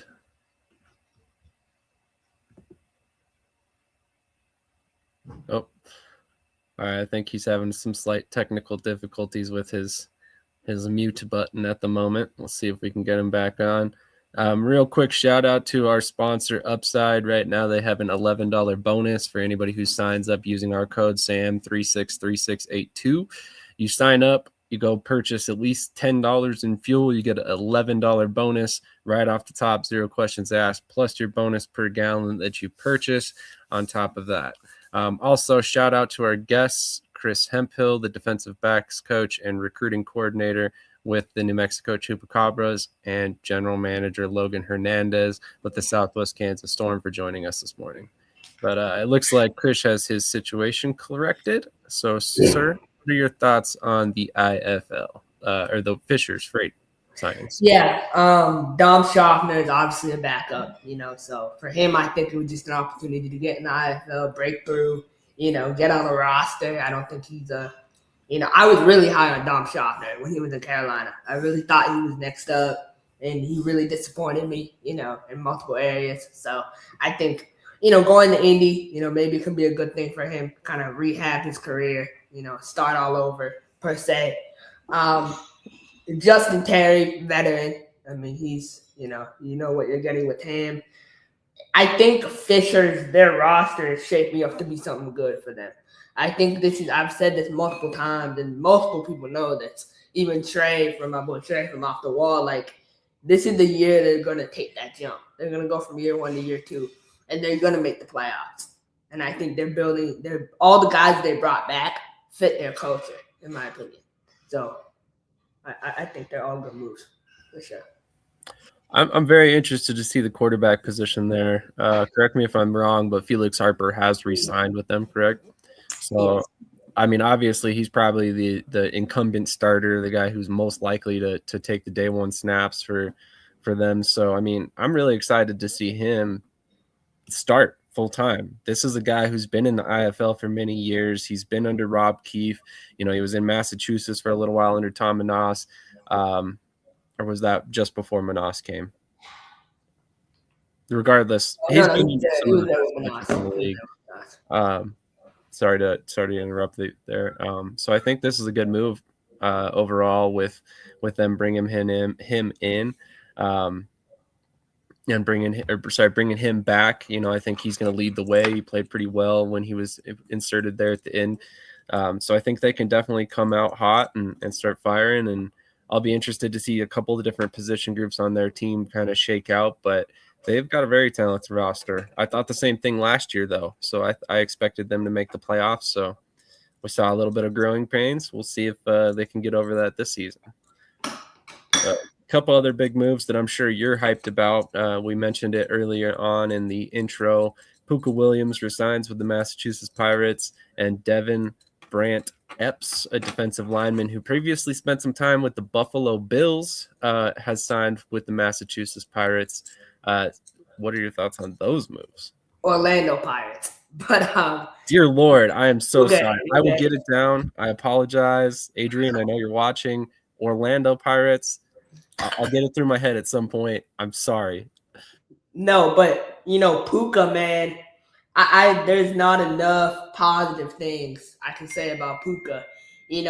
Every running back in the IFL played in 16 games last year. Our boy played in 13, So having a guy who played in 13 games, he won the rushing title, and you can say, okay, he had the most amount of carries in the league. You know, he had 40 more carries than Antonio Wimbush did in 13 games, in 6 games less than Antonio Wimbush. Like, that's crazy. And, you know, I'm not going to put his business out there, but he went through a lot last year. And just, you know, a lot of guys, there's no player in the IFL that has gone through more in a stretch than Puka Williams. And I think a lot of guys would have quit, and he never quit. He showed up every week, and he put in the work, and that's someone, man, he really represents what we're all about. And I love, one thing I love the most is guys coming here and getting a second chance, you know? So that's what the whole point is, right? Guys coming in, they get a second chance, and they get an opportunity to kind of elevate their lives. And so Puka's someone who represents that, and I'm so excited to have him back. And I think he's going to take that big. I think he's going to get 1,000 all-purpose yards. You know, that was his goal last year. So I think this year is going to be a big year for him. If he shows up in shape, man, oh my God, he's the best running back in the league. It's not close in my opinion. Signing D lineman, man. You know, Epps, he's really good. He played at New Mexico, Buffalo Bills, like you said, training camp this past year in July. This is someone that was just on the training camp, not someone that was there 2 years ago, 3 years ago. No, he was just there. He's someone, honestly, he might be a prospect for the UFL draft coming up. So I'm kind of holding off, you know, on him a little bit till we see that UFL draft come, because I could definitely see him get picked up by the UFL. So 100% would not shock me. Building that defense, man. That D line, Michael Mason, Epps, DJ Dale. Like, tell me that's not a nice D line that we got coming into Orlando. So I'm really excited for the defensive side of the football for sure. Absolutely. A couple comments here. Jazz Hex turning in. Thanks, man. We appreciate you coming on. Might have to get you on here for an episode one time. And then Adrian Figueroa, Orlando. Yes, I apologize. I swear I'll get it eventually. It might take 5 or 6 years, but we know you guys will still be around, so I've got plenty of time. I get it. Try not typing it into emails daily. I couldn't do it. I would have said it like 4 or 5 times by now. And then this was an earlier comment. Love this segment. He's speaking my language. Build that resume so you're ready when the day comes. That's my mission. I can rock with that message. I really resonate with that as well. I've always been a firm believer. If you want to be the best, you got to learn from the best. And, you know, I think that's one of those things that a lot of people, they try to skip the steps. You know, a lot of times we want to go from step A to step Z and not even see the alphabet in between. But a lot of times you got to learn the steps along the way to be prepared for that step Z when you get there. So I really like. And that's the thing, man. And I kind of want to touch on that too. Like, I take a lot of pride, you know, and I'm wearing my Omaha shirt, so I should shout him out. Like, Coach Negron, man, like everyone wanted to be a fan now, you know, because he's a coach of a big team, but man, I knew him when he was an assistant coach, you know, and so that means that's a lot when you see a guy kind of work up and build up their career from being an assistant coach. He'll tell you the knowledge he learned from being an assistant coach helped him now. And that's the whole point, is like for guys to come in, learn. Guys who just get thrown in the fire and be head coaches are never successful. Never. You got to have that. You got to have that mentorship. You know, you got to have someone that takes you under their wing and kind of help you develop, you know, long term. So. I wouldn't say they're never successful, but typically the ones that are successful, they have some sort of guy on the staff that's been a head coach before that they can lean on. And so your point is still 100% apt, for the record. It's just there's some exceptions to the rule for sure. But yeah, I mean, moving on to some other IFL moves here. Speaking of which, got some new gear. Thank you, Mike Davis, if you're watching. Really appreciate that. I actually have a couple more shirts. He actually hooked it up, so I'll show you guys those ones real quick. This one's pretty cool. That's sick. They've got some really cool shirt designs. If you haven't checked them out yet, really recommend go checking out their store. And then there's that one as well, long sleeve, which I'm gonna wear the heck out of that one. I have no doubt. And they are kind of my IFL team at this point with Duke City gone. So definitely will be rooting for them again this year. Speaking of which, they signed signed Charles Turner in Vegas, an offensive lineman. So another body that can kind of solidify that offensive line. It seems like they prioritize this position every year. And speaking of prioritizing the trenches, San Antonio has made some rather big shuffle to their trenches. They released Quan Stallworth and Lacoby Tucker. They signed Bless Harris, and they also released Jack Daly on the defensive line. So I'll start with Vegas, man. Man, his new nickname is going to be IFL Thanos, man. Like, he's just building up the Infinity Stones. I mean, he's that O-line, man. That's the best O-line in the country. I'm not even going to argue that, honestly. I can't argue that. You look at that line from guy number 1 to guy number 7. They're all dogs. They can all play anywhere. And this signing a lineman who started 42 games at LSU, amazing signing. SEC linemen are different. I mean, the way they walk, the way they move, the way they practice, I've seen it myself. Trust me, man. SEC linemen are different. They move different. So this is a big move for Mike Davis, I think. I like the roster he's building in Vegas. I do. And I think I told him this week, and I stand on it, man. Like, this is the best offseason he's had in his time in Vegas. I really believe that, because the way I look at having a good offseason is going position by position to see, okay, where did we upgrade? The line is upgraded. The D-line 100% is upgraded. Linebacker, I would say, is upgraded. So everything is upgrading, and it's continuing to get better. So I think that's a big move for them. With San Antonio, man, I mean, Lacoby Tucker, I love Kawan Stallworth. I think he's a baller. Lacoby Tucker, I think he's good, but, like, he's not Kawan. Kawan is a baller. Kawan, a team needs to go out and pay Kawan what Kawan deserves and sign him, because he is a really good athlete. He's a really good player. He's an amazing with the run. He's the guy you want. If you're running the football, man, you should sign Kawan. Kawan can play ball. I like Kawan.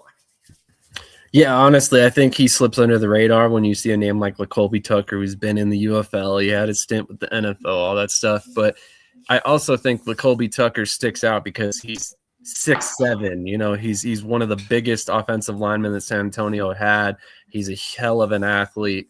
And, you know, he has that background on his resume. So the way I described it too is like Lacoby, he's more athletic per se, right? He's freakish athletic, but Kawan, he's technical, man. He's he's not a guy that's going to blow you away in what he can do athletically, but he's going to be consistently good snap in, snap out for sure.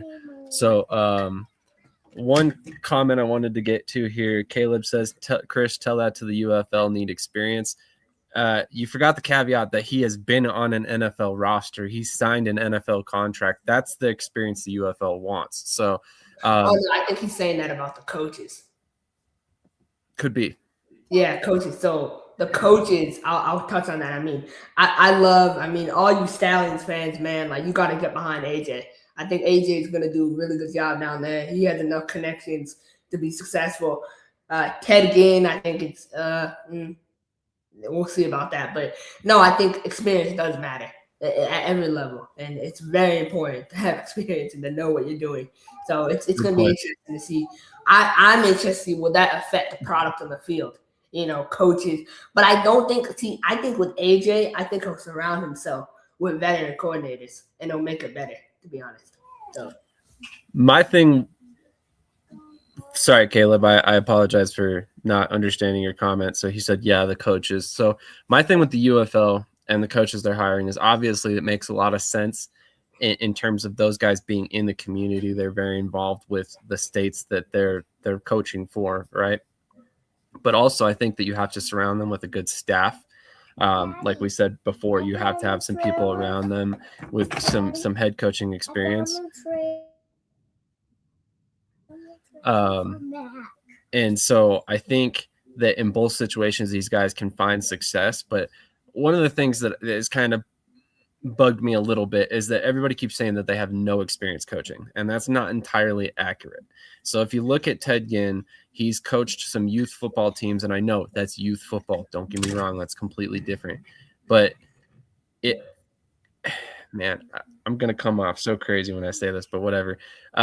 So I spent a couple seasons coaching my kids' youth flag football team, and let me tell you, if there is any challenge in the coaching world, it's coaching a bunch of 6, 7, 8-year-old kids that don't even know how to play football. So I think if you have the patience to do that, and you've also played football at a high level, I think you can translate. You've got a bunch of professionals that are doing this for a living, so they're going to absorb the coaching a lot easier than kids will. So I think to say that either of these guys haven't coached is not really giving them the credit that they truly deserve. They have coached. It hasn't been at the professional or college level like we're experienced in seeing.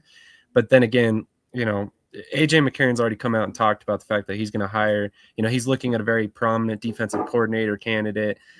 So I think if he gets the coaching staff around him, they'll be fine. And that's what I look at always. If you're going to hire a first-time head coach,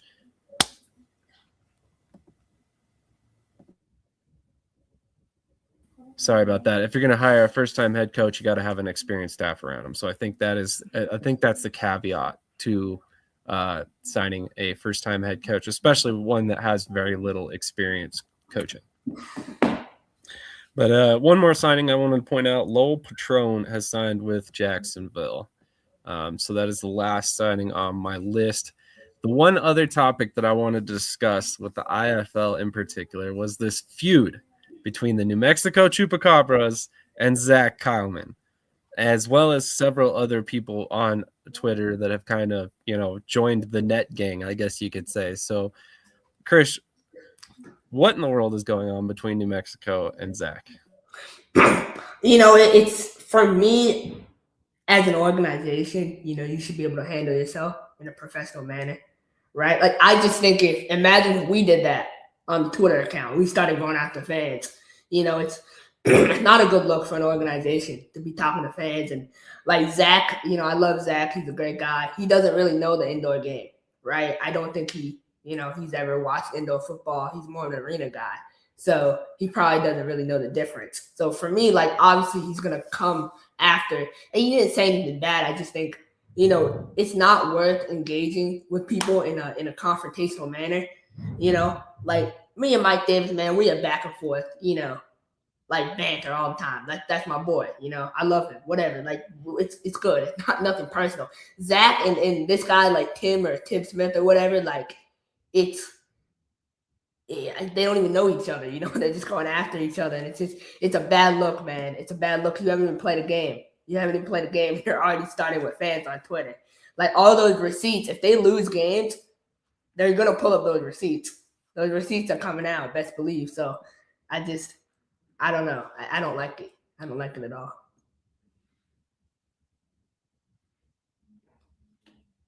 Yeah, no, I agree. It's not the most professional look. It's hilarious. Don't get me wrong. So I do say, from a social media perspective, it does keep people engaged. It does keep them in the news cycle. So there are some positives to it, but at the same time, yeah, it doesn't look real professional.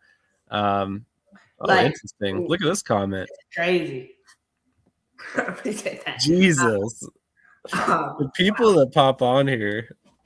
But no, I don't even know how to respond to that. No, but I mean, obviously, look, man, like, one of the things is, of course I want to beat everyone. Of course I want to beat everyone in the league.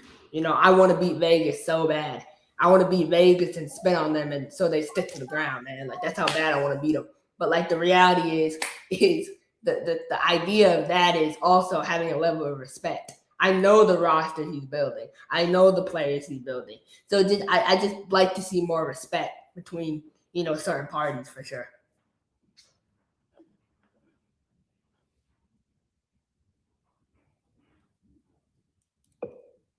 Sorry about that. My son is trying to give me all of his hot takes, and I told him I'm not going to tell anybody that New Mexico is going to win the IFL championship. Sorry, bud. Next time. No, I appreciate it. Got a lot of people tuning in. Lobo, and I appreciate you. Imagine if Lobo went on social media and started arguing with fans on the Pirates account. You guys would be all over it. So I want the same energy for when New Mexico does it. I want people to go as crazy, because people would be clowning us. Oh, they would 100% be saying all kinds of things, especially if the now Orlando Pirates did that. Got it that time, everybody, just so we're all clear. But all right, we're going to move on to the AF1. But before we do, obligatory sponsorship mention. And as always, shout out to the companies that help us, keep this show running. Nothing better, Lobo, than the night celebration that you hit against the Sharks. Oh Lord! You gotta pull that up sometime. That was awesome. We're not even gonna discuss that. We'll get all the Sharks fans mad, and then it'll be a whole thing. So, yeah. Anyway, quick commercial break. We'll be back with AF1 topics, and then we'll close out the show for the day.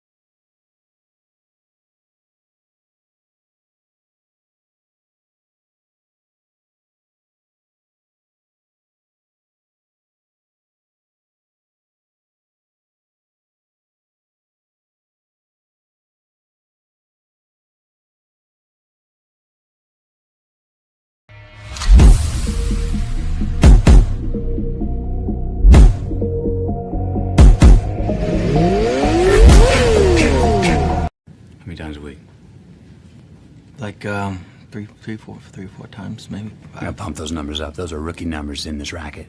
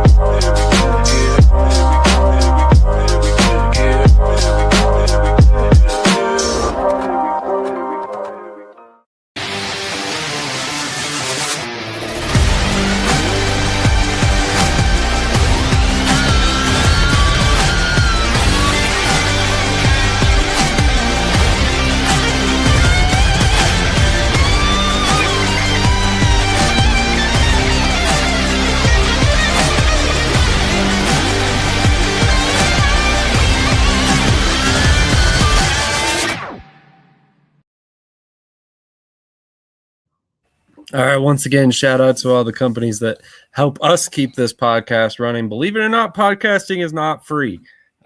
We actually have quite a few tools that we use on a weekly basis that are very important to what we do, and they all cost money. So here we are. Thank you for all those companies that have supported us in the pursuit of providing the best possible content for all of you guys watching.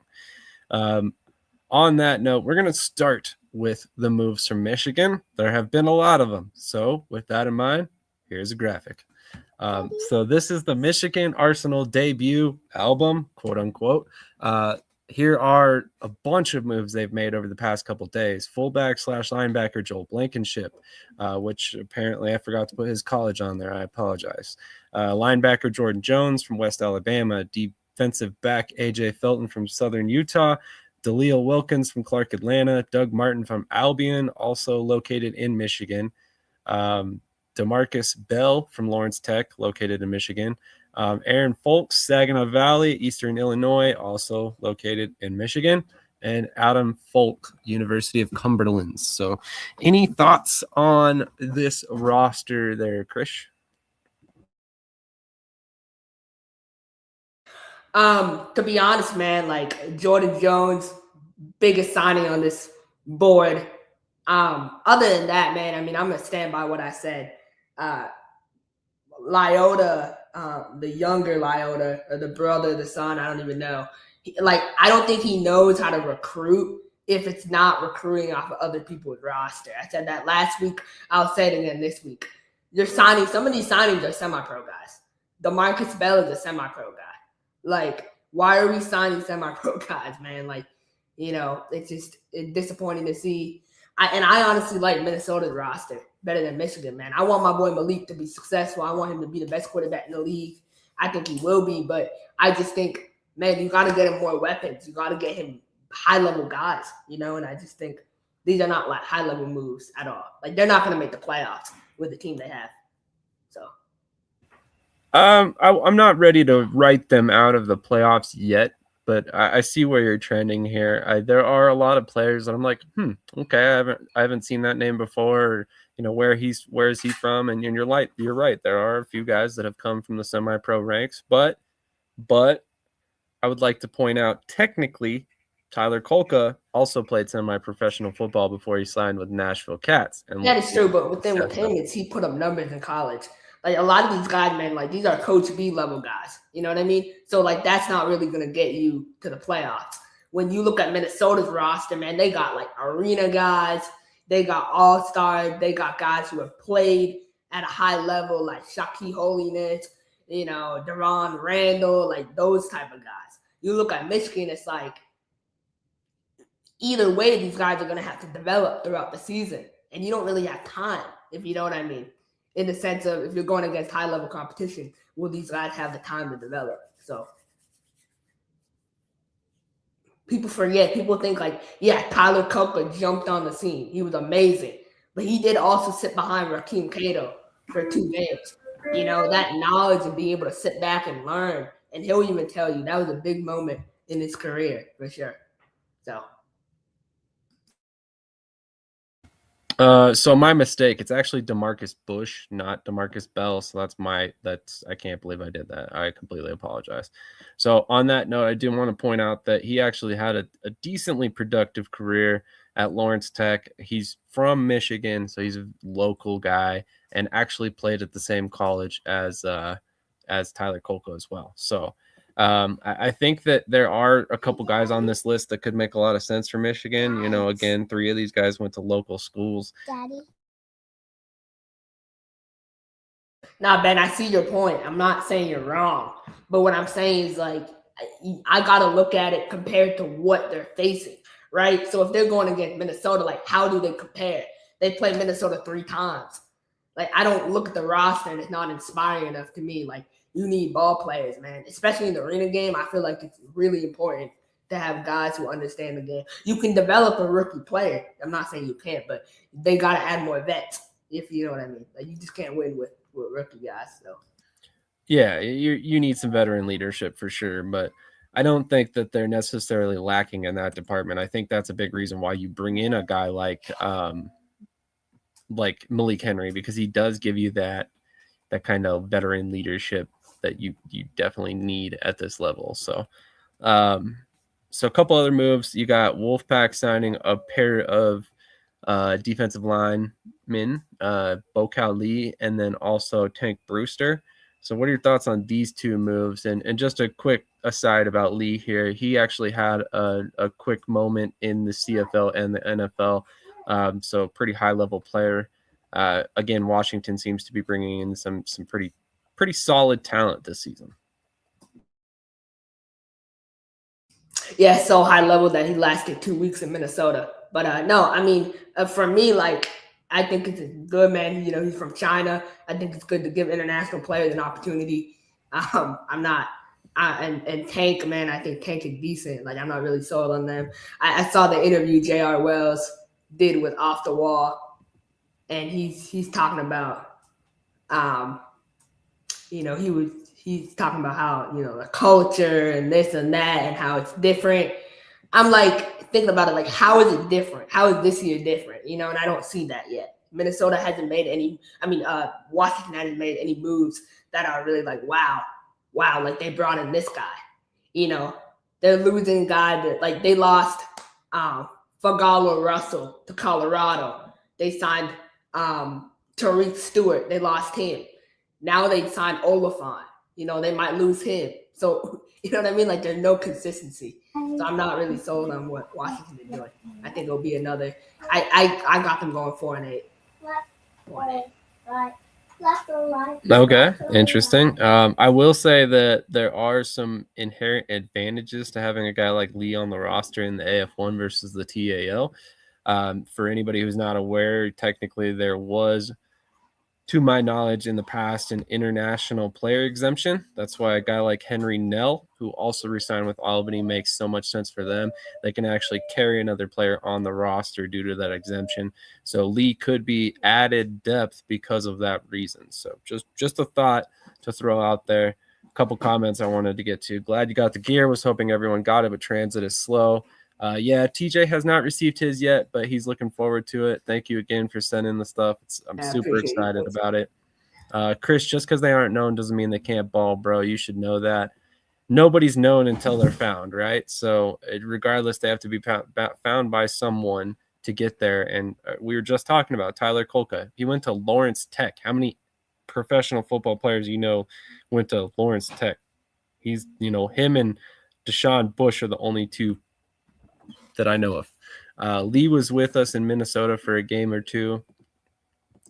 Roll Tide, baby, big win last night. Awesome. Thanks for tuning in, Big Gravy. Thanks for tuning in, Ben.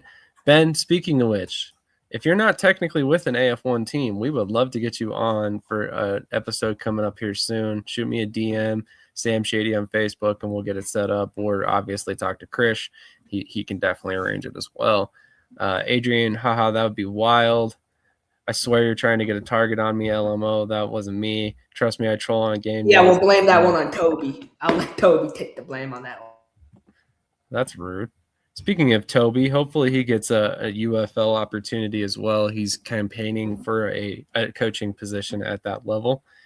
Couple comments here. All right, so a couple more signings by the AF1. Kentucky signed Jamonte Peck, a defensive lineman. What do you know about Jamonte Peck? Yeah, my question is, when I look at him in Kentucky, it's like, where does he fit? I feel like they already had their D-line. I think this is a depth signing, in my opinion. Sometimes you'll see teams sign guys just to fill out, their rosters for the season. So that's just my opinion on the signing. I don't think he'll make the team. Local guys from Cincinnati, so I mean, they're not far from Cincinnati, as we all know. So that could be a reason why we see him there. And actually, he went to Davenport, had a decent career there. So, maybe he can be a piece that we don't expect. I mean, 11.5 sacks, 21 tackles for a loss, 3 forced fumbles, 3 fumble recoveries, 3 block kicks. I'd say that's a pretty solid career for him.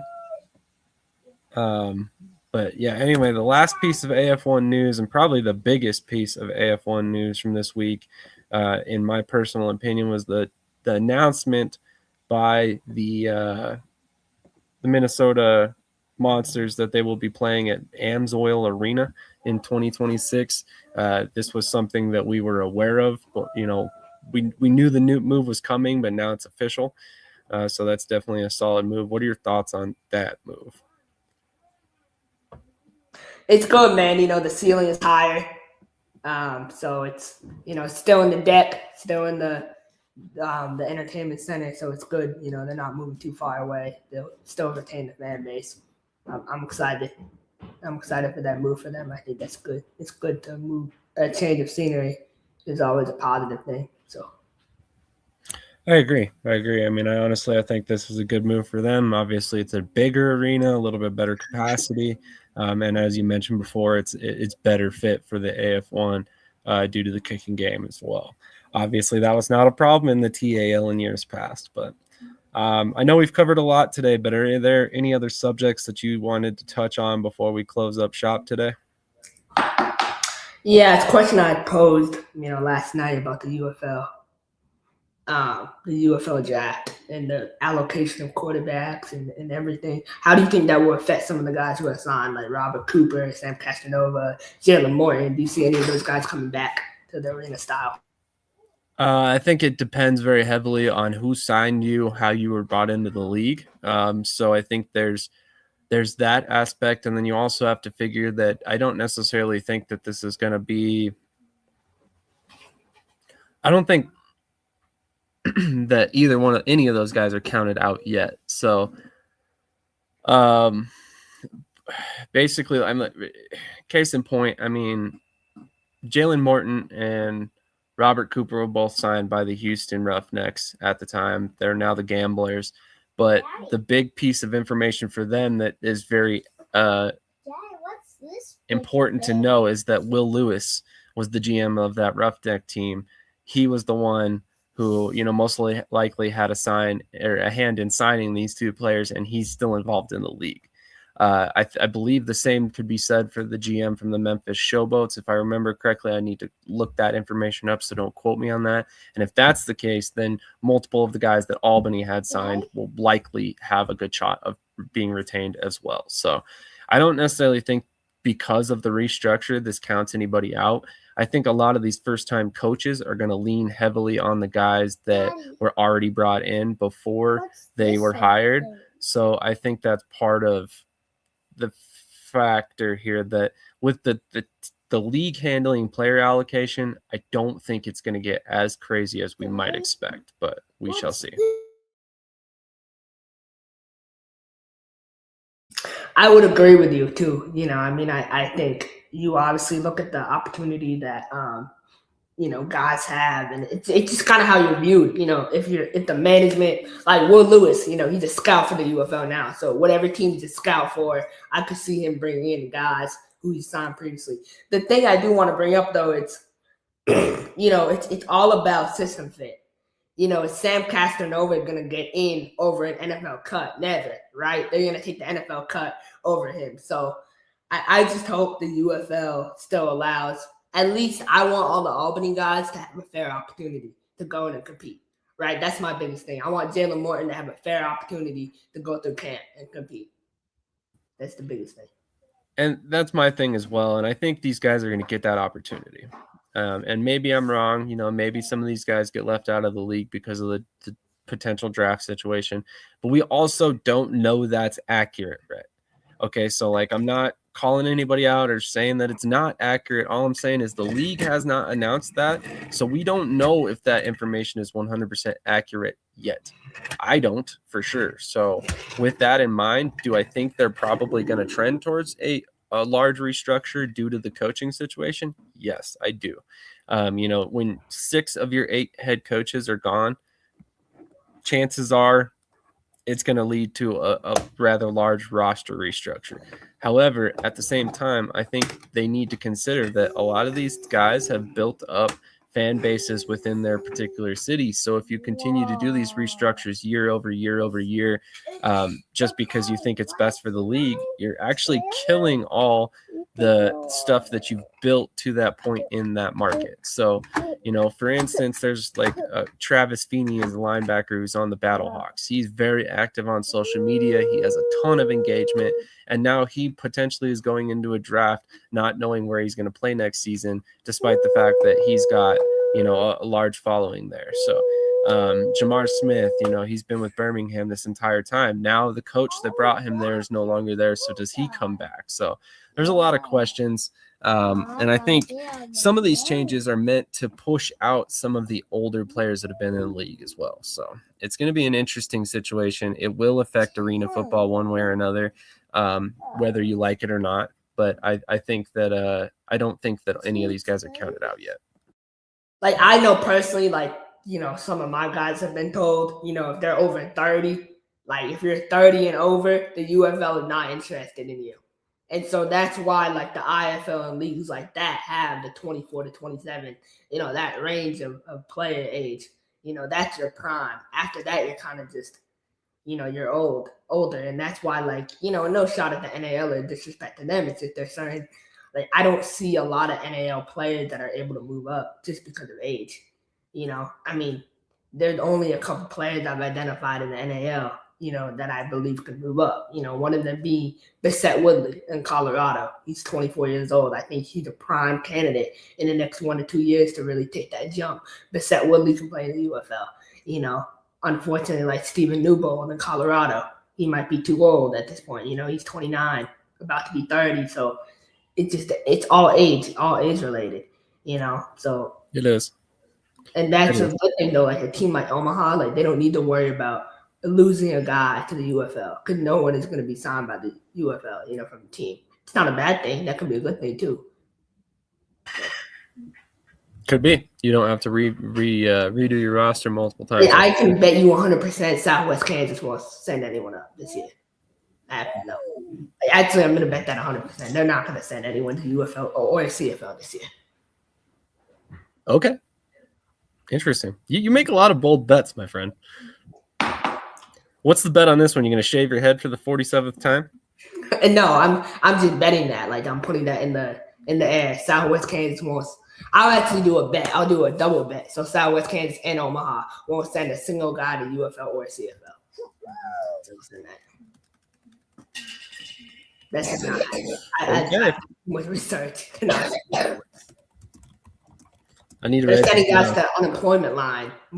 They have a better chance of doing that than sending guys to UFL or CFL. Like that's just not happening, man. Both claims. It's been a rough offseason for Southwest. Here we go again. Gonna pile on. You sure you don't want to say anything about Pueblo while we're here? I mean, there's still time. No, I mean, look, I've been critical of them. I love the quarterback signing, but I'm starting to believe. There's something there. I really am, and I think if they are careful with how they spend money, they can be a good team. They have the money to spend. Spend it in the right areas. Pay the right guys. Pay the line. Pay the D line. They have a good linebacker. They pay the linebacker. So if they pay guys at the right spot, you never know, man. I've seen crazier things.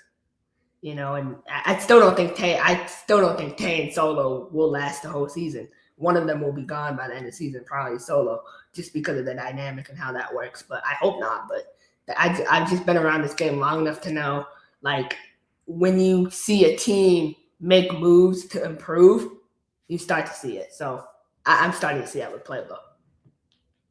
For sure.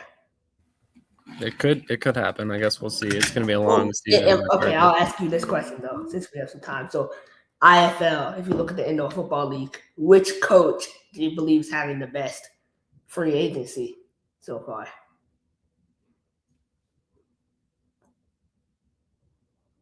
It's early, I know, but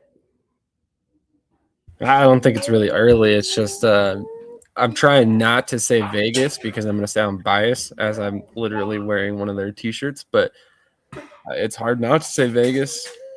I like a lot of the stuff that Fishers has done. I like Jacksonville's moves. They've made a lot of solid moves this offseason.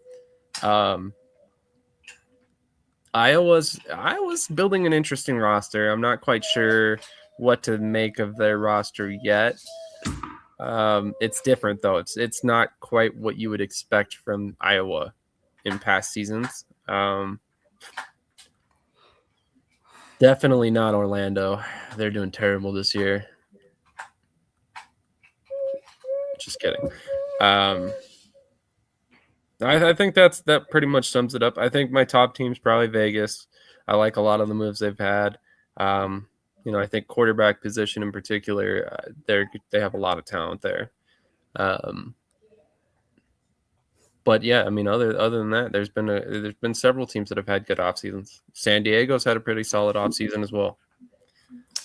Yeah, I think the team, obviously I'm going to say Jawad and Orlando, and then I'm going to say, but Mike Davis, I mean, I've said it before. I think Mike Davis is, unfortunately, I would love a day where Mike Davis just signs semi-pro guys, and just rides out with semi-pro guys, rides out in retirement in the sunset, and we don't ever have to face Mike Davis again.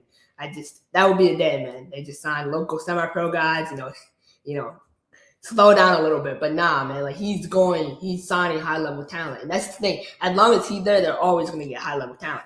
Now, one team I feel like that's not getting enough love, and it's because of the head coach, is Jonathan Bay in San Antonio. My guy is making some moves. He's signing some good pieces. They've improved that D-line. Watch the tape. That D-line is getting better. I really feel like it. I think Nick Evans fits the indoor style. I really do. I really believe that. I think Nick Evans, Terry Beckner, like the guys they have on that D line, I'm liking what they're doing in San Antonio. I'm a fan. I'm a fan of what they're doing in San Antonio. They've had a good offseason as well. Honestly, I should have mentioned them because Northern Arizona, another team, I think Naz is having a good offseason. Like, there's some teams that are going to surprise a lot of people. I really feel like that, you know. But if you, I guess we'll do it for each league then. So, like AF1, who do you think is having the best offseason? How about we save AF1 till next week, and then we can do NAL the week after, TAL the week after, or something like You that. have to do your research. I already know mine. So NAL. That's not even the case. It's just we've already been here for 2 hours. No, I'll list out mine though. So right. NAL, real quick. I think you would have to put Omaha up there, but I like Colorado. I mean, I love what they're doing in Colorado. I'm a huge fan. I think Colorado is going to take that lead this year. But it would be, for me, it would be Omaha, Colorado, and then Salina would be at that second spot. I think it would be a tie between Omaha and Colorado, and it would be a tie. That means Salina would be in that second spot. And then the AF1, I would say Albany. My three, if I had to do top three, like best off seasons wise, it would be Albany 1, Nashville 2, Kentucky 3. I think Nashville and Kentucky are tied almost for that 2 spot, and Albany's 1.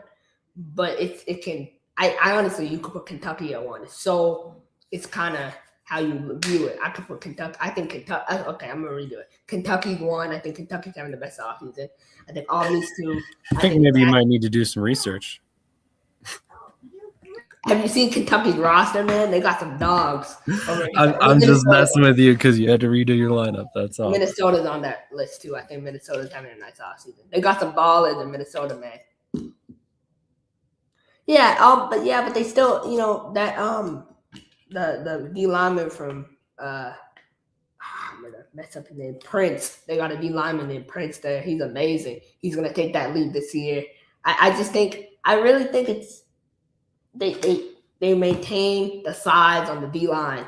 Albany's thing is they always have huge D linemen, and they're gonna continue to have huge D linemen, and that will make them dominant. So they'll be good. Albany will be fine this year. I don't believe Albany's had the best offseason in the AF1. I think they're probably number 3 or 4 for me. That's why I said Kentucky. I mean, I love Kentucky. I think if you look at the roster, besides the quarterback position, which we can talk all day about, it's Kentucky, man. Like they need to sign a vet. They need to go out and sign a vet quarterback, not named Don Oliver. I actually have no issue with their quarterback position. I actually think they're okay there. I think Kentucky's probably my number 2 team. And it's primarily because of the quarterback position, like you said.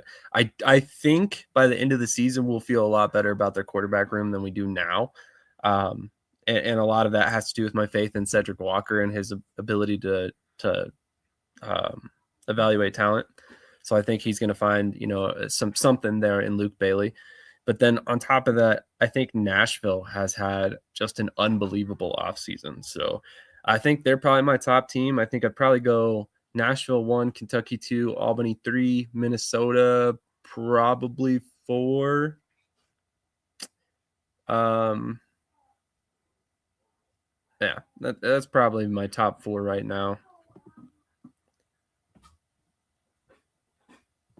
But as far as we already did IFL, I mean, if we're looking at the NAL, I think the top off season, it's hard to argue against Colorado. You know, they've made a lot of splash signings. They've got a lot of talent on that roster, of course. You know, I like a lot of the other moves around the league, but I think from a top to bottom perspective, Colorado's probably got the most impressive roster. Now, you can't keep all those guys, assuming you're operating within the salary cap, most likely. So there's some concern there, obviously, but they've also brought in a lot of guys that I think have logic to why they signed them. They're all tied to Denver or local players that played in Colorado at some point. So I think a lot of those guys make sense. They might take a little bit less to play for the team because it's in Colorado. Then I guess if we're looking at the TAL, there really isn't enough moves there yet to even give a ranking. So I'd probably wait on that one. I mean, where is the TA? Where are some of these teams going to get players from? I know they start the season later, but it's like, I feel like if you don't have any players signed, it's going to be January soon. It's kind of late, don't you think? Yeah, I think it is late. I do think that they're probably going to end up having quite a bit of overlap with like the AIF players, because a lot of those guys will be nearing the end of their season. They'll be looking for another opportunity, and TAL will make a lot of sense right around kicking off in April-ish. Or is it April or was it May they kicked off last year? I don't recall right off the top of my head. So that might actually line up really well because I think AIF season ends at the very end of May, so they might get a lot of players from there. I saw they signed Boo Smith and Ryan Martinez. Coach B tried to tell me they're making minimum. I call BS on that. Boo Smith, I mean, he has no desire to elevate or move up. He should have moved up 2 years ago when he would dominate the TAL. I know he had the opportunity with the Chiefs, obviously. But what I'm saying is like move up in terms of go IFL, try to get on an IFL team. Yeah.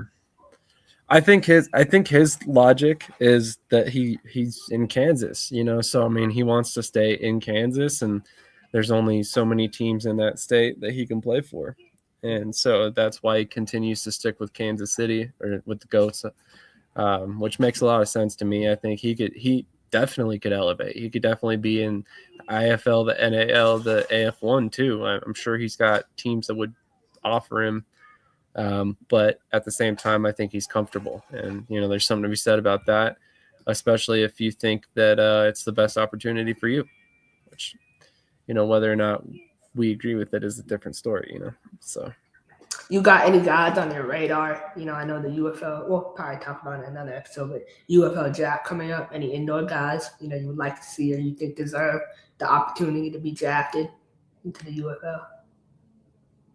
2025 draft eligible, if that, obviously the format they're going with. Yeah, I'd think I'd have to probably look around to come up with that list for you, but there are quite a few guys that I think deserve an opportunity at that level that I don't think have necessarily gotten one. Or they were there for a minute and then they got let go before they really got an opportunity to compete. I think there's a lot of players at the IFL level that have some experience in an NFL camp or something like that, and they've never really gotten a sniff from the UFL or CFL. A guy like Liam Thompson, comes to mind right off the top of my head. So I think there's a couple guys that stick out. Jaden DeLoria, obviously he's young. He had a moment in the UFL, so I think he'll probably get another look at some point. As I've mentioned before, the backup quarterback there in Vegas is a guy I'm high on, Darius Perantes. I think that he could get a look given the right opportunity. Now, will he see the field in 2025? Who knows? Probably not, if we're being honest. But, there's a couple guys around the leagues, but it's like you said, age. Age is a huge factor, and they're not necessarily looking for guys who are fresh out of college either. So you got to figure 24 to probably 29-ish, 28-ish. So, Sean Muston from Green Bay, he's another guy that I could see get a look. Andrew Mevis, actually come to think of it, he actually signed somewhere, right? Sound CFL. I don't know. I think he got cut from Winnipeg, I believe. Actually, come to think of it, I think that was last year, and he got cut and returned to Green Bay. So, I mean, if he's not on an outside roster right now, he needs an opportunity. I think he's easily the best kicker indoors, and should definitely have had an opportunity outdoors somewhere. I mean, he's a guy who's been in on a UFL roster, been in a CFL roster, been on an NFL roster. He just needs to find a place to where he can stick somewhere. I love this comment. Interesting. Darius just signed in the ELF. I don't know if that's necessarily dumb, Coach. ELF is providing opportunities as well, and maybe he gets an opportunity to start out there because he's in I think Coach is referring to the level of competition. I think as a competitor, right? If you're a guy who wants to elevate, like for me, it's funny. Like I'm not throwing shade at anyone, but I am.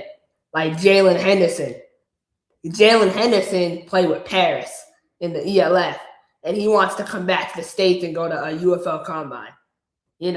So you think you can get it in the UFL from playing against that level of competition is completely delusional.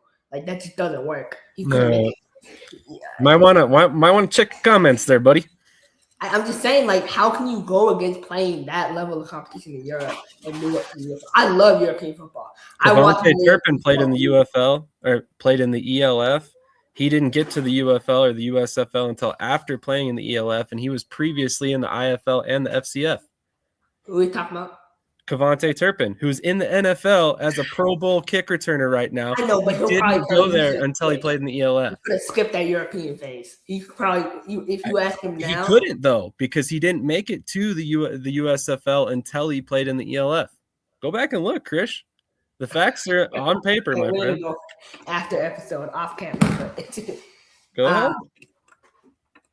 Yeah, see, that's the thing. Like, but he's not going to make the UFL. You know what I mean? So this is a good deal for him. If a guy can get into a top level league, I'm not saying they shouldn't go.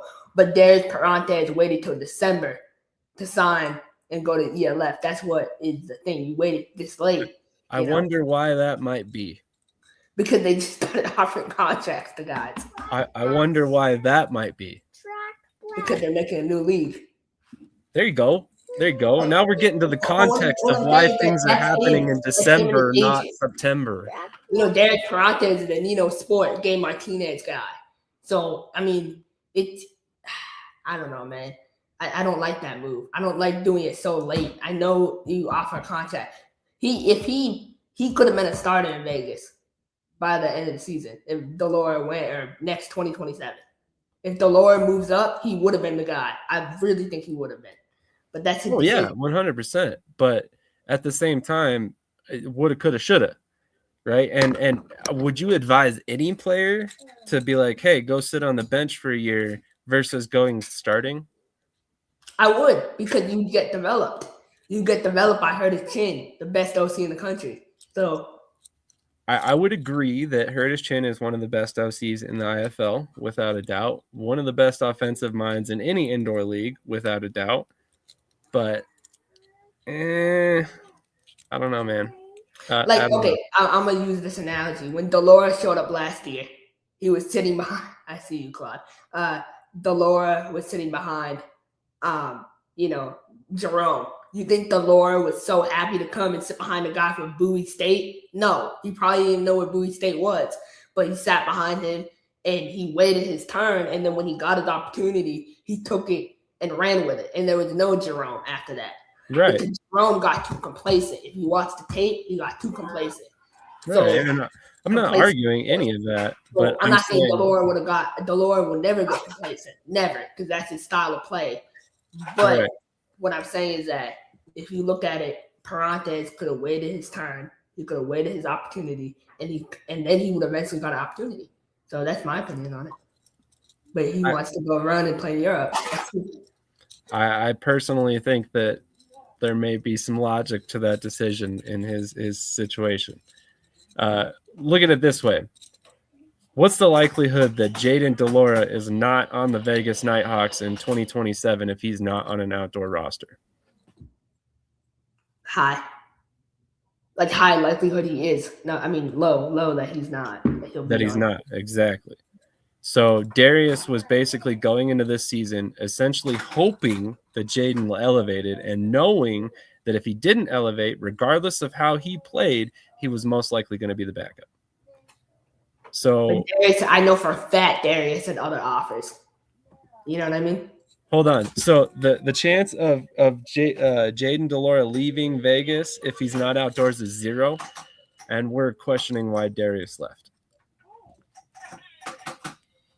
Just saying. I'm not saying that. I'm not. he wasn't in And a good again, I don't want to situation. act like I'm giving Mike Davis a massage. I'm not. I'm not massaging his ego at all. But I'm just giving him a realistic fact. You got Tucker Horn in the CFL. Tucker Horn never stepped on the field for them. So imagine? I mean, he could work some magic. Pull some strings, talk to some people. Who knows, man? Who knows what's possible? Okay, that definitely changes some things, but still, I mean, either way, basically you're asking Darius to bank on his chances being tied to another guy's fate. And like, if I'm a player and we want quarterbacks to have this infinite level of confidence in yourself, right? You have to bet on yourself in this situation and go potentially be a starter somewhere, in my mind. And again, this is just difference of opinions. I'm not saying that he made the right choice. I'm not saying he made the wrong choice. What I think he did is make what he felt was the right choice for him. And at the end of the day, we could sit here and debate whether or not it was the right choice in our opinions all day long. But at the end of the day, he's a man. He has to make his own choice. Yeah, being realistic too. I mean, Gabe has been in this. I mean, Gabe Martinez will tell you every one of his clients is going to high level. It's not true. He knows in the back of his mind, okay, Derek Perrantes' opportunities are short. So if the best opportunity for him, like you said, maybe he thought in the back of his mind, okay, he's not making that next level jump to CFL, UFL. Why have him go if he's not going to go higher level? Maybe he can go make more money. But that's the thing as well, is you're looking at it from the lens of indoor football is your best opportunity to elevate. But Darius and Gabe may not be looking at it from that perspective. So that's where I look at it a little bit differently. But anyway, we've spent like 20 minutes just on this subject alone. I think it's probably a good time to go ahead and wrap this show up and go ahead and get out of here for the day. But I just wanted to once again shout out all the teams that have sent us merchandise as of late. We really appreciate it. I literally went into this season with almost no merchandise for myself. My kids have shirts, stuff like that. But I had not really had much merchandise prior to the season. And now you see I've got a Wheeling Miners beanie. I've got like 2 or 3 different shirts from the Beef. I got a couple different shirts from Columbus. I got 3 shirts from Vegas now. So really appreciate all these teams that have kind of, sent out all this stuff and taken the time to send us a little bit of gear. So I agree. It means a lot, but Tay Brooks, his t-shirt is still your favorite. So that's all that matters. Yeah, here we go. I'm not even sure what to say to that. Yeah. Okay. So, anyway, I'm not even going to touch that comment. Just a quick reminder to go check out the merch at brandingblanks.com, the Shady Sports Network section. We've got shirts, we've got hats, we've got beanies, we've got hoodies. Go get yourself one. You support us. That's the best way to support us, actually. Most direct route for that income to go. On top of that, make sure you're supporting your local indoor football team. It doesn't matter where you live. Go catch a game. Go buy some merch. Do whatever you can to support. Go out to the events and all that. Take your kids. They'll love it. I guarantee it. That's a big reason why I'm a big indoor football fan. The kids get to meet the players, all that stuff. And also, we still have Shady Sports Network stickers. So if you want to get a group of those, they're 3 for $3, or you can just get 1 for $1, regardless how you want to do it. We're still selling stickers. So I have one big announcement to make. May 9th, I will be in the Sunshine State in Orlando, Florida, to watch my Orlando Pirates take on the Indy Fisher Freight. You gotta beat the Apprentice. So we're gonna smoke on Dixie Woo, and then we're gonna get the Master the next week. May 18th. So I'm so excited, man. Appetizer before the dessert. So it's gonna be fun, man. It's gonna be fun. But I'm so excited to be in person in Orlando. Dixie Woo, buckle up, man. It's gonna be a long day for you. But. All right. On that note, we'll catch you guys on the next episode. Also, if you haven't done so already, scan that code up in the corner for me. Go subscribe to our other live sports channel and make sure you're catching all the content on that side. We've got some wrestling coming up. We've got some college basketball. I think we've got some racing events, some fighting events. We got a little bit of everything coming out on that channel. We will also probably have some AAL2 games this offseason, as well as hopefully some AAL games as well. So stick with us. Go subscribe there. Completely free. Also helps support Shady Sports Network in all of the facets that we do. Check out the website as well, shadysportsnetwork.com. We've got a couple of indoor football-related articles that have come out. Shout out to Matt Rizier, Arena Indoor Football History on Twitter and TikTok. Yo, what's good? Cedric the bus driver here. I don't know about you guys, but I know what I will be doing every Tuesday, Saturday, and Sunday. And Thursday nights too. I'll be over at Shady Sports Network, so catch up with me. Holla at your boy.